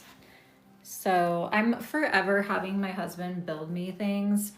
Here, I'll show you if you want to see. This little table he built me for that altar. And then I also had him build me, so he built me this table. This was in the boutique too, with the downward triangle. I love downward triangles, if you haven't noticed, and haunted dolls. And then I had him build me these shelves too, for altars to dedicate to different deities. So I'm forever having him build me things and using them in my craft. So he's even built, like, everybody had at one of my retreats their own altar. So he made these triangles. They were like that. They were pretty big. Everybody had their own individual altar that was a piece of wood triangle that was painted white. And then when they came, they like put everything together and made their own individual altars. I think we're going to do that this year at Practical Magic. So I'm excited about that. But I've always got to talk him into cutting the wood and doing all the things because I don't do that. So All right, you guys, did you know I have an online apothecary? If you do not, please go check it out. Check out all my offerings. We have 126K likes. Thank you. Blessed be. You make your handyman do it all for you, Tara? That's so funny. Yeah, if I didn't have my husband, I would have a handyman. Thank goodness he's a good woodworker. Thank you, Kelly, for helping get that up to 126. Wouldn't it be wild if we got up to 200K? Oh my gosh. Yeah, but then when I'm off the live, it's gone, right? It's only for this moment. But anyway, you guys, I really need to this week get myself back in gear. I'm a full-time witch, and I have not been paying much attention to selling my courses or doing any of those things. So if you guys have been on the fence, like, help a witch out here, go order some things from my online apothecary, order a class. Yeah, I've been, since I had my surgery and then that led into the passing of my dog, I kind of, you guys probably have noticed I haven't been as active as I need to be. So, yeah, go check out all my offerings. I would love to see you in my witch school. Hi, Harmony, me and my sister taking a dip in the pool. Oh, that sounds so nice. I wish I had a pool. That would be lovely. And to all of you who support my small online business, thank you for being here. And, you know, I try to do my best to serve everyone in my community and to continue showing up, sharing information and wisdom that is free for you along with my paid offerings. So,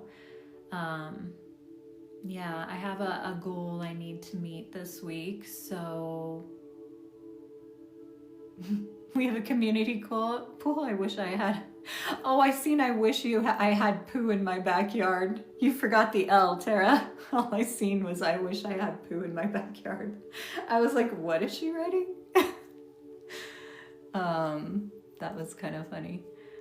But I would love for you guys to follow me, and yeah, I knew what you meant after I read it, but my eyes first landed on I wish I had poo in my backyard. I was like, what? Go check out my website, The Witch School. Yes. Your puppy jumped on your arm. How sweet. Yeah, it's funny. I know sometimes the comments are moving so fast, I can't see what people are saying. And then all of a sudden my eyes will like land on one thing and I'm like, they like laser in and I'm like, why am I reading that? I'm gonna get a dog or a cat and you will. She has dogs. I'm sure she has poo in her backyard. I just started dating a witch. I'm a little intrigued. How are you? Good for you, dating a witch. You know, for witches, I would say that is a hard thing. I've heard from other witches. Like, when I start dating someone, do I just tell them to begin with? Like, how do I tell them I'm a witch? And it's like, we really as witches should just be free to say what we want.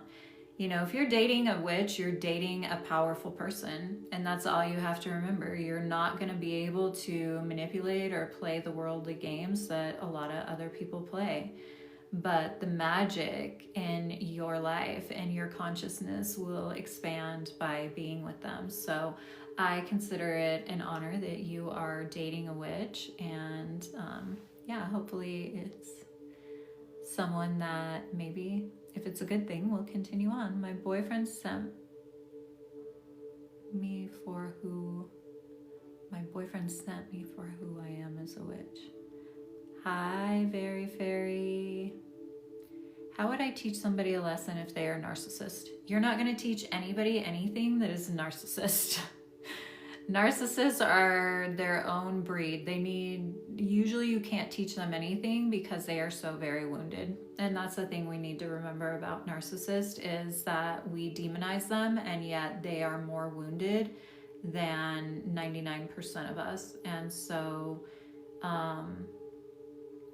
there's a lot of narcissistic behavior out of there. There's a lot of finger pointing and people saying people are narcissists. There's a lot of narcissists blaming other people for being narcissists, and they don't recognize they are the narcissist. So the word narcissist has become a buzzword, and only a therapist can diagnose you as a narcissist. So, you know, remember, if you're dealing with someone that has narcissistic tendencies, they are probably protecting themselves and they need a victim. Narcissists need a victim.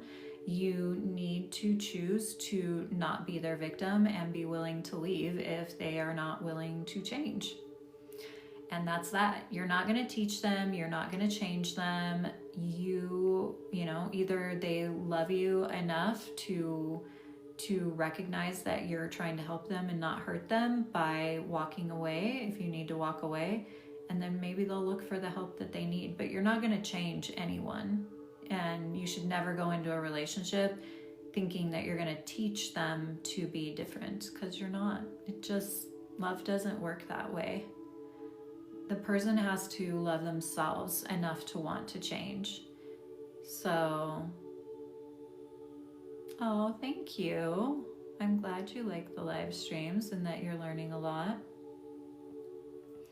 I believe we demonize a lot of people, and the narcissist is someone we're demonizing, and they usually are really shitty people. And I've had a lot of, I believe my mom is probably a narcissist, and the way I've developed compassion for her, even though I have to distance myself from her, is understanding that narcissists are the most wounded people, and they are not willing to look at their wounds.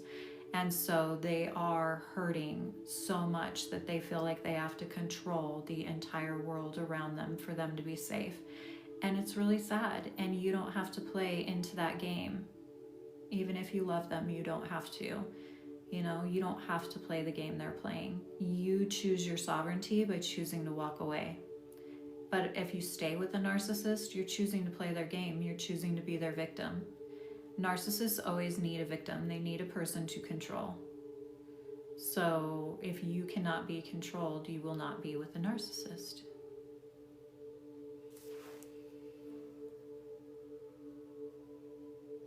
I do consider I have a lot of powers, but that's not what I'm here to talk about. Anyway, 136.3. Oh my gosh, that's so many likes, you guys. Thank you. I've been on here. It's 12:12 right now where I live. So on Sundays, if you guys have never joined me live before, usually I cast a circle before I am done with the live. And the way I do that, usually casting a circle is something a witch does to protect her sacred space when she is doing spell work. But there is also an energetic circle that you can cast. And I do that daily as part of my protection rituals. And I do it while I'm laying in bed, and I have, these words I say, these deities I call in, the elements, and I do this every day, and I ask the circle to remain sealed the entire day, to move with me throughout my day, and that it will open but never be broken when I lay my head down to sleep at night. So it's kind of what it does is it creates this energetic circle around me of earth, air, fire, water, and spirit and deity. And so no matter what I'm doing, I'm in this protective space. And that's also what helps me, because I'm quite sensitive to energy and just the world around me. And so the only reason I can go live and work with as many people as I do and talk to as many people as I do live is because I have that protection in place. Part of that casting of my protective circle is not common to witches, but I do it, is lift the level of consciousness up to the 7th and 8th plane. I do that so we are not living from a plane of existence that is the wound, that we are able to see the wound. And so I cast this circle on Witchy Wisdom Sunday so that anyone who is on the live who chooses to stay and listen to me cast the circle is accepting or claiming that circle of protection around them as well, claiming that uplifted energy to the 7th and 8th plane. And what that allows you to do is move through your day with this transcendent wisdom. And when you go to bed at night, that transcendent wisdom begins to embody in through your psyche as you sleep and integrate, so that the rest, even though the circle is open, it will never be broken, and you'll start to live a more embodied, connected life throughout this next week. Now we're within the 3 days of when the full moon is exact, so we are already experiencing the aspects of the incoming full moon. So casting this circle, being a part of this right now would be really beautiful. So if you're on here listening, or if you haven't even joined the live and you're listening and you're like, I want to be a part of this, you either have to type in the live that I accept, I receive, or if you have not joined the live because you're afraid to come in because that's too vulnerable of a step for you, then just say to yourself, I accept, I receive, and stay and listen to the entire casting of the circle. After I cast the circle, it will be like a guided meditation, and you can do this for yourself. This is just something that I offer to my community every week on my lives on Sundays. And just know that through my classes, my classes that you can take, I teach you how to do this for yourself, so that you don't have to wait every week for me to do it, but doing it together every Sunday feels amazing. So I'm going to grab a drink of water really quick, and I'm going to change the music, and then I'm going to sit down and I will guide us through this casting of the circle. Thank you, Bella, Amy, Haley, all of you who are going to be a part of this. I encourage you to go to a place in your home or wherever you're at that you will be undisturbed and quiet, able to close your eyes and just listen. If you have headphones, put headphones in. And again, say out loud, I accept, I receive, or tap in, write it in the comment section, I accept, I receive. That means you are accepting. You don't have to accept anything that I am doing. If you don't want to be a part of the circle, you don't have to accept it or receive it. But if you would love to stay, I would love to have you. Yes, you can lie down. Just try to keep your chakras all in a line. Meaning if you're lying down, don't curl up in a ball. Lie flat on your back. Or sitting straight up. So you're straight in a line like this, whether you're lying down or sitting up.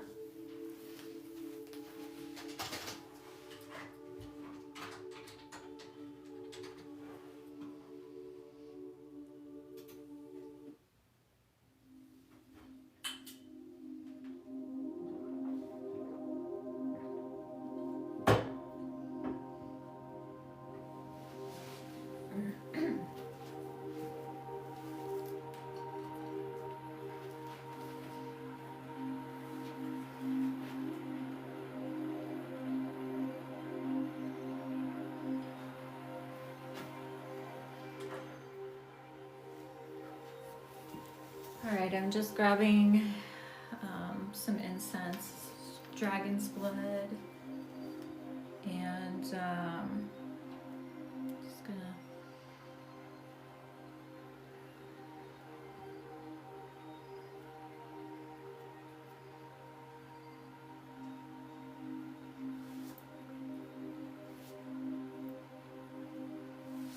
I'm just using the smoke to cleanse. Thank you guys for being here, and thank you for tapping the heart and getting the likes up so high. I really, really appreciate that. If you have any smoke or rose water or vanishing water.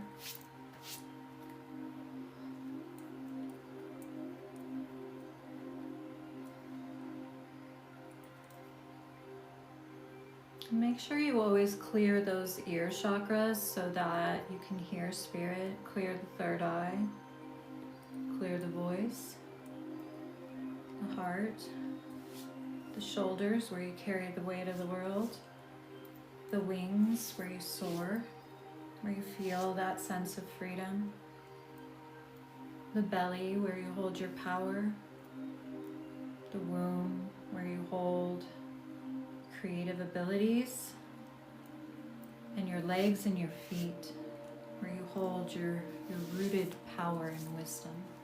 Cleanse that off from anything that might be holding you back. And then I'll just have you close your eyes.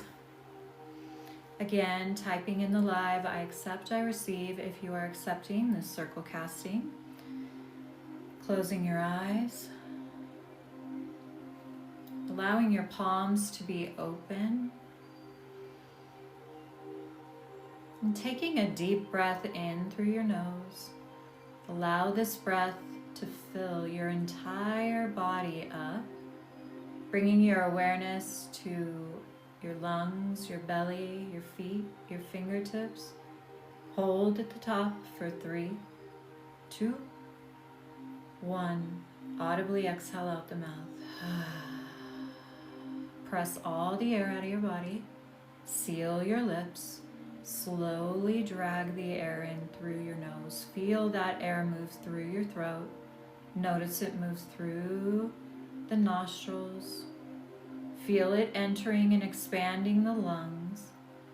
Feel it entering and expanding the belly, the womb, the root. Soften your shoulders, hold. Notice what it feels like to be full of energy, full of life. Parting your lips, audibly let go. One more breath, a little faster this time. Deep inhale, seal your lips. Hold the breath all the way in. Take one more sip, one more sip, one more sip. Hold, soften your shoulders, soften your belly, soften your sit bones. Open your mouth, audibly let it go. Let everything from your day go. Seal your lips and begin to allow the breath to move in and out of your nose. Just noticing how much more centered you feel now. Feeling centered is inviting space within your body for your spirit to move and anchor into your heart. So are you feeling your sense of wholeness in your heart rather than in your head? Notice the earth beneath you as you ground and anchor into the earth beneath you. Feel the earth rising up beneath you to support you. So feeling that energy, that give and take as you surrender to the earth and become heavier in your physical body. The earth simultaneously rises up to support you. Maybe you even begin to feel enveloped by the earth's energy. You feel this tingling sense of safety. As I call forth concentric circles of light to surround us now, spiraling around and around us, unending circles of light, noticing what color this light is glowing bright for you. Feeling this circle connect us all across mountains, cities, deserts, countries, rivers, oceans. This circle of light allows us to connect to the collective thread of consciousness, the collective red thread that connects us as one. Begin to feel your body slightly move in a circular position, maybe even with your eyes closed. You're kind of watching the light go around and around you, again and again. Just watching the light, noticing the color without thinking about it. You're witnessing the color. You feel the earth rise up a little more beneath you to support you. You feel your heart expanding with that I am presence. And you allow that circle of light to remain present, but your eyes come to a state of stillness. And with your eyes closed, imagine you're going cross-eyed. So looking with your eyes closed, like you're trying to look at your nose with your eyes closed. What this does is activate your third eye. So trying to keep that cross-eyed position with your eyes closed is further opening your ability to see. Softly breathing into this and keeping this gaze lightly the entire time as we cast this circle. I call forth the guardians of the watchtowers of the north, south, east, and west. I invoke your presence here today to watch over, acknowledging the magic within the circle cast. Guardian of the north, I invoke the element of earth, spirit of earth, mother of witches, keeper of the crossroads, she who holds the flame, the candle in the darkness for us to see through our own shadow, connecting us to our deepest essence. Bless us as we call your name, Hecate, Hecate, Hecate.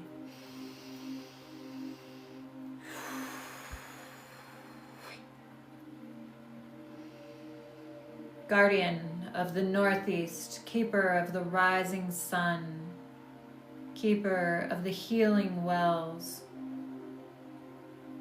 we see your sacred flame and your sacred waters, blessing us with the ability to cleanse, to hope, and to dream a better future into being. Bless us as we call your name, Brigid, Brigid, Brigid.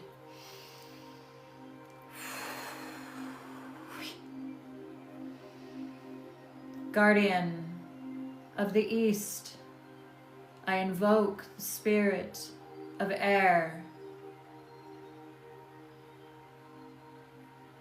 keeper of air, she of 10,000 spells, she of 10,000 names, she who is the shapeshifter, expanding her wings, embodying her most angelic presence, reminding us of our own divine innocence,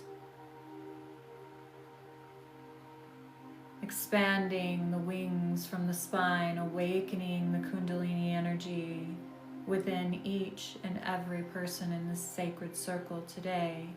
Bless us as we call your name, Isis, Isis, Isis.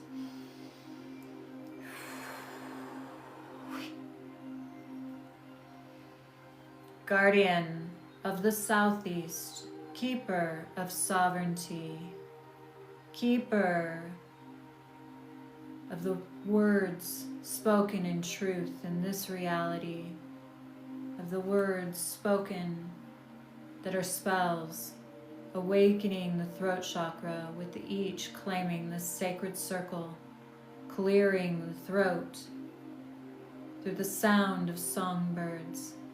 Bless us as we call your name, Rhiannon, Rhiannon, Rhiannon.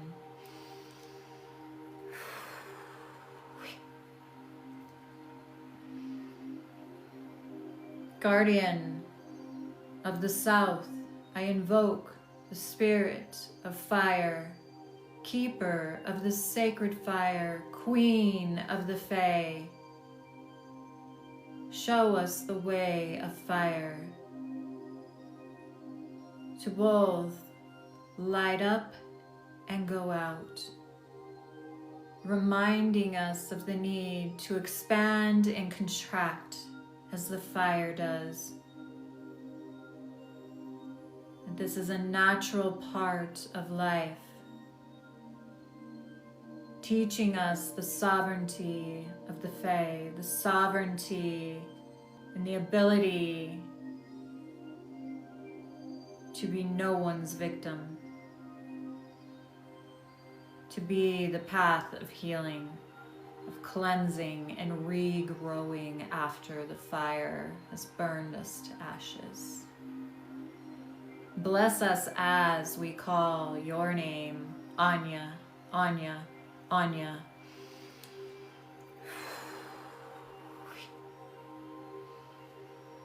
Guardian of the Southwest, keeper of mysteries, awakening the hearts of the daughters of Magdalene through the wisdom that is carried through threads of consciousness hidden in the shadows through thousands of years to arrive here now in the hearts of many, reclaiming their magic, reclaiming the voice of divine feminine wisdom, the embodiment of divine feminine wisdom. Bless us as we call your name, Mary Magdalene, Mary Magdalene, Mary Magdalene.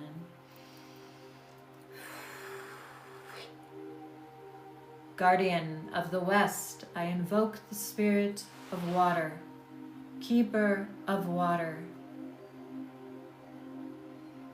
washing over us,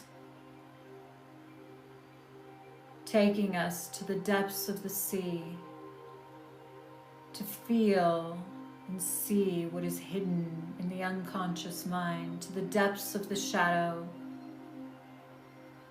and emerging from the sea, from those deep dark waters, to be held as we float upon the water's edge, embraced by what we thought would drown us.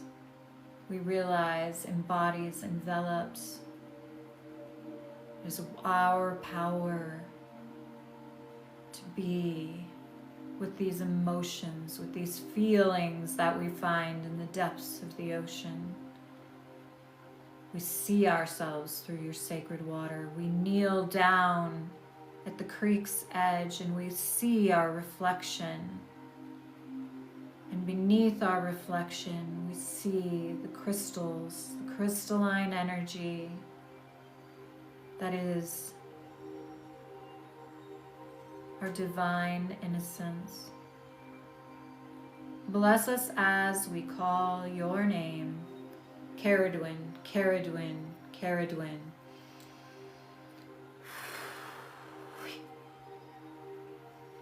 Guardian of the Northwest, weaver of our sacred circle, daughter of Diana, queen of the moon, bridge of the old and the new, bridge of the moon's wisdom to the people, the sovereign people on earth, witch of the oppressed, deity weaves our sacred circle together, weave our circle sealed across mountains and rivers and countries and oceans and deserts. Weave this sacred circle sealed as we call your name, Queen of Witches, Aradia, Aradia, Aradia.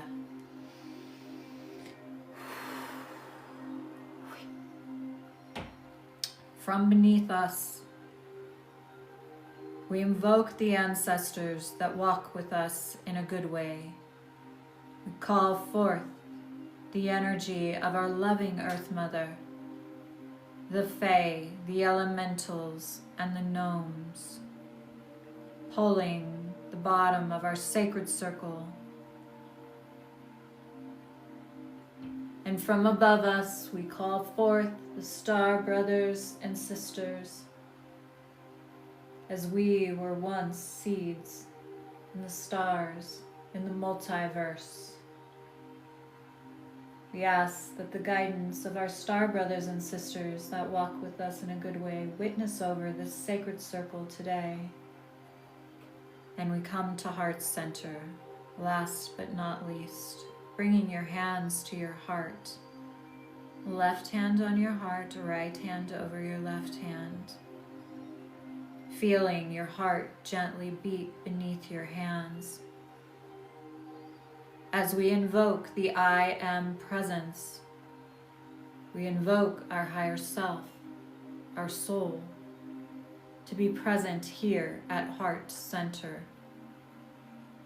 We invite our higher self to descend into this physical body with their wisdom, with their knowledge. We invite you to come in and clear out the old and light up every part of the inside of our bodies, lighting up the hidden places, light up every part of the inside of our bodies, lighting up the hidden places, the dark. Breathing into this I am presence as we lift this circle up, up, up to the 7th and 8th plane of consciousness where divine knowing and miracles take place.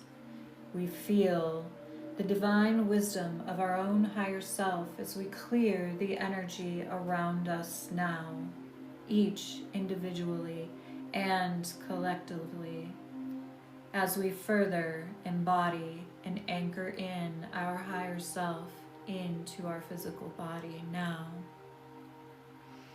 This circle is now sealed and will remain sealed until we lay our head down to rest this evening, when the circle will be open but never broken, allowing us to move from this embodied state the week ahead, the full moon phase ahead. This circle is now sealed. As above, so below, as within, so without. It is done, it is done, it is done, and so it is. Blessed be. Taking a deep breath in and exhaling out the nose. Noticing where your skin is touching the air. Maybe you notice a tingling feeling. Maybe your eyes are still in that cross-eyed position, awakening the third eye with the eyes closed. Maybe you're surrounded by the color of concentric circles of light that was invoked at the beginning. Just remembering before you open your eyes that you are earth, air, fire, and water. You are the pentacle. You are earth, air, fire, water, and spirit. When your feet are on the earth, your hands are connected to your heart, and the transcendent wisdom of your channel is open. Your life will be lived from a sovereign place. Gently breathe in. And as you exhale out, gently blink your eyes open, allowing yourself to take in the fractals of light around you now. Feeling this state of energy and knowing that you can stay in this all day. Knowing that you can cast these circles for yourself each morning the way I do.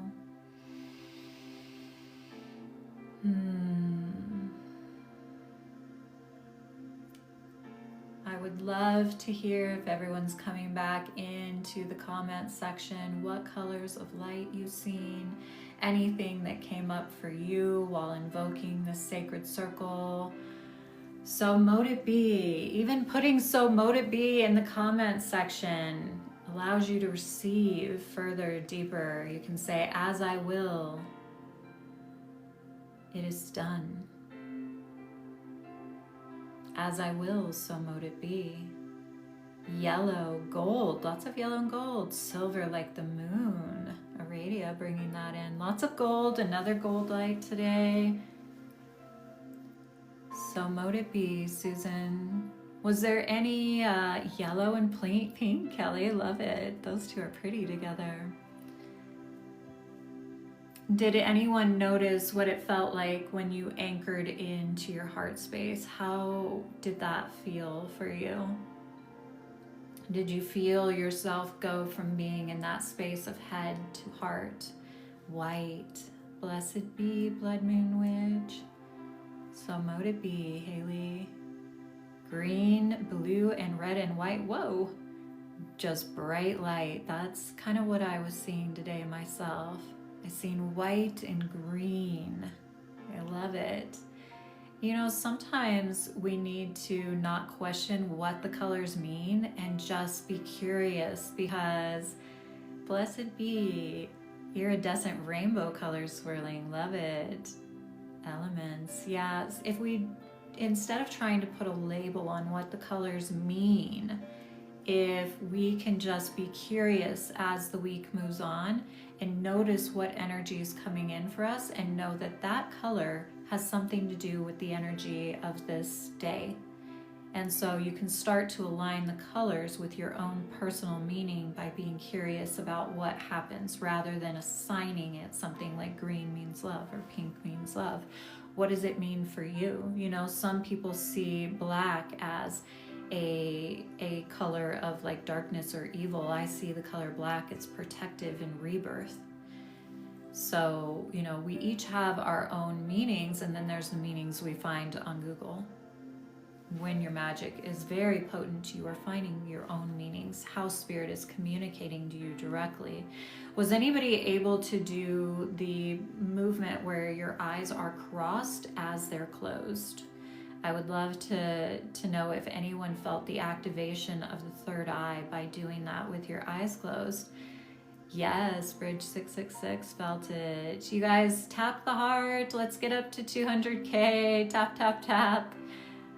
Oh, it actually gave you a headache. So that would be a sign that the third eye is actually probably blocked. And so it was you were feeling that headache movement, was feeling that opening, like that trying to open a part of you that has not been physically opened yet. So it's probably opening that on a deeper level. Thank you for sharing. Stardust feels lighter. Thank you all for being here and sharing in that sacred circle.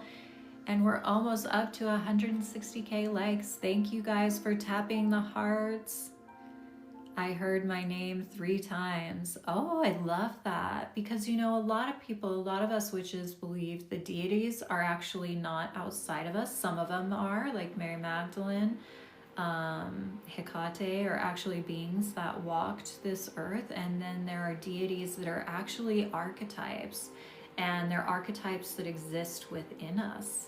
And so it sounds like you were calling your name to invoke your higher self into the center of the sacred circle. So that's really beautiful. Yes, thank you for liking the live, you guys. Tapping the heart. We're almost going on 3 hours today. I actually hopped on at, I think, 9:52, and it's 12:42. So I'll stay on a few more minutes, and then I'm gonna go do my Sunday things. Bree, hello, Harmony. I'm spending a week in Glastonbury. Oh my gosh, what a dream. I'm gonna get an apartment at the Goddess Temp. Amazing. I'm so excited for you. I would love to do that. I have a friend that just got a flat somewhere over near there, and she's gonna spend half the year there, and I'm just, that would be so amazing. There's so many amazing, at a temple? I wondered what that last word meant. Yeah, there's so many amazing places on this earth. Good evening, I'm French, and I appreciate you very much. Thank you, Nina. Thank you for being here. Blood Moon Witch saw blue light that turned to red. Beautiful. Thank you for liking the live, you guys. If you have not checked out my website, go check out my website. Today is the day, with this full moon rising, that you decide to claim your path as a witch, to start putting some action into who you are, you know, claiming that, like doing those everyday practices to strengthen your ability as a witch. That's what my hope is right now, because to change the world, we've been talking about this the whole life, we have to be our most empowered self, working through those shadows as they arrive and clearing them out and continuing to walk the way proudly and say, I am a witch, and allow no one to ask you, am I a good witch or a bad witch, without you saying, are you a good human or a bad human? Because there's no more good witches and bad witches than there is good humans and bad humans. So claiming that power and showing people through the integrity that you live your life who a witch really is. Oh, thank you, Bree. I bought my hat from you. Oh, thank you for ordering from me. Blessed be. Thank you, thank you, thank you. I have lots of fun stuff in my apothecary. If you guys like the sacred tools, I have a witch school. I would love to see you in the witch school. Really, the witch school, the Way of the Witch, is my most healing course that takes you on this journey of being an empowered witch through doing shadow work, connecting to the earth, connecting to deity, connecting to source, also doing spell work, connecting to the elements. What is the symbol of the hat? You're still learning. So the hat, the circle around the hat, is a representation of that sacred circle that we just cast. So it's a circle of protection. It also represents the wheel of the year. The point of the hat originally was, I believe, to be seen. And the point of the hat also originally was said to connect you to the cone of power. So we raise this cone of power, like opening a channel when we cast a circle and do spell work. And so when you are wearing this hat, you are protected, and the cone of power is connected to the goddess. So you are, by wearing this hat, embodying the actual circle that we just cast. So it's very protective and transcendent. And one of the reasons why I always wear my hat when I'm on a live is because it allows my channel to tune in to what source, deity, creator wants me to share with the collective, but also protects me from all of the evil eyes that could be on me. Because, you know, just because right now there's 66 people joined in the live, that is not showing the actual number of people that are just watching from the outside. So even as much as the moderators are having to like take comments out, there's also a lot of eyes from the outside that aren't willing to join, that are, you know, casting judgment and things like that. And so the hat, it's made of wool, which is a very grounding tool. Wool is, the vibration of it is up-leveling, kind of like the energy of the rose. So it's different to have a handmade, hand-designed by a witch hat than it is to get a hat from Etsy or Walmart or something like that. I've worn both, I've used both, and I can tell you the wool hat, I feel the protection, I feel the anchoring, I feel the cone of power. So the hat is very symbolic. In its oldest form, it goes back to cave drawings of women dancing in a circle wearing a pointed hat.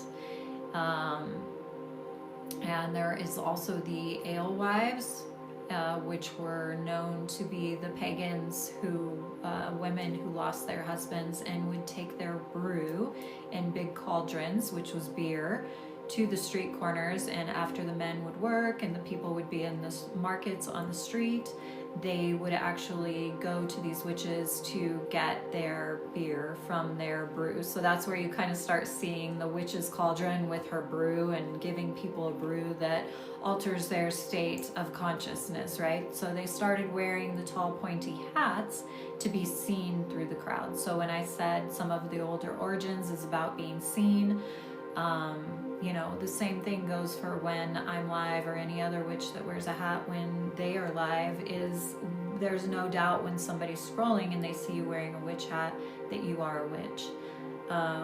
Same thing goes with the, you know, pagan women who had lost their husband, who were trying to make a living through selling beer.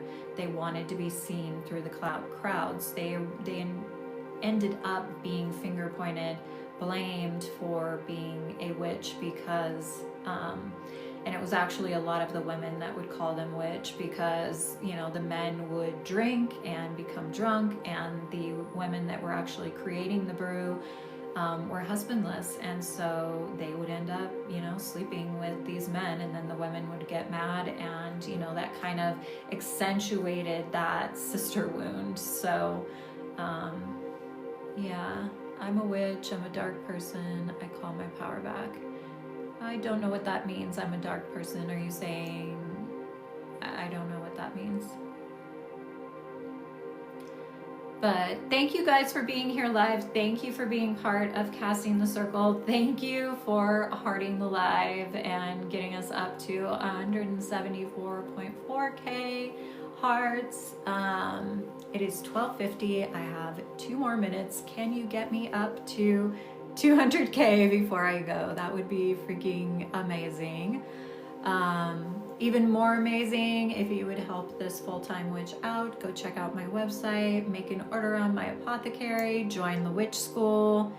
I would love to see you there. We have a Letha gathering through Zoom on the 21st if you join the virtual coven, and we have that coven space.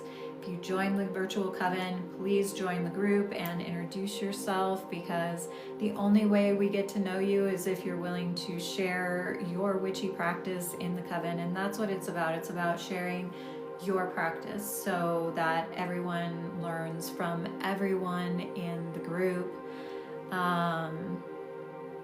I teach people to do magic for themselves. I'm a gender fluid pansexual witch. I am related to Sarah Good down the line from Salem. Oh, that's, Salem, there was a lot of people blamed as being witches, but not a lot of witches there actually. And there definitely was a lot of killing done to Christian people. It's very, very sad. What does the pentagram symbolize? Okay, we've got 1 more minute. Tap the heart, you guys. I love you. Thank you so much. So the pentagram is a 5-pointed star. The pentacle is a 5-pointed star with a circle around it, like on the wall there. So the pentagram represents, each point of the star represents, 1 point represents earth, 1 represents fire, 1 represents air, and 1 represents water, and the top one represents spirit. So if you look at your body, if you stand, and I got my dress from Foxblood, you guys, if you want one, they're like my favorite. Okay, so if you stand with your legs out like this, and your arms out like this, your body is the shape of a pentacle, right? You've got, especially with your witch hat on, spirit, earth, air, fire, and water, right? So your body is that shape. So the pentacle, the pentagram, is your accepting your wholeness. That is part of accepting your sovereignty. That's all the pentagram represents, is you are in your wholeness. You recognize that you are earth, air, fire, water, and spirit. That is who you are in this physical body. The circle around the star represents the circle of protection. So when you are in your wholeness, when you are fully embodied and you are communed with earth, air, fire, water, and spirit, you are protected by that circle. That is why the pentacle is so threatening to the Christian church, because they need people that need a savior. They don't need sovereign individuals, because sovereign individuals embody their wholeness. They take responsibility for their life. They know they have the power to change their life. And you cannot be sovereign and also need someone outside of you to save you. And that is why they demonize and say the pentacle is of the devil. The devil has nothing to do with witchcraft. The devil is a Christian concept. The devil is Christian mythology. Okay? Witches predate Christianity. So old witchcraft has nothing to do with the devil. I do know, because of the conversion of pagan Europe, that a lot of witches were forced to say, or women that identified maybe, or were witches in the closet, were forced to say they would convert even though they felt like they were a witch. And so they tried to practice behind closed doors. And it's just like in New Orleans, we see like they brought all the black people over from Africa, and they actually they started using, instead of spirit, they used all the archangels. And so it's like they got the craft mixed up with Christianity, because they were killing you if you identified as a witch or identified as a pagan, right? So because you were a threat to them saying you needed a savior. When somebody says, I don't need a savior, I feel like that is a threat to them saying, you need a savior. You need to believe in this person. You need to believe in this church. Like, that is how they control you. So they demonize everything that represented your sovereign independence, your sovereign freedom. So they demonized shapes. They made them fear the shape of the pentacle, when the shape of the pentacle just represents your wholeness and your sovereignty. And that when you are in your wholeness, you are protected. You know, one of the biggest questions I get is, how do I protect myself? It's like, when you are embodying the essence, the teachings of the pentacle, you need no protections, because the energy is there. You're in your power when you are sovereign. When you are not sovereign and you are giving your power to someone outside of you, you need protection, because there's holes in your energetic field everywhere. So if you were here while I cast the circle, oh my gosh, we're 192. Keep going, you guys. Thank you for all the hearts.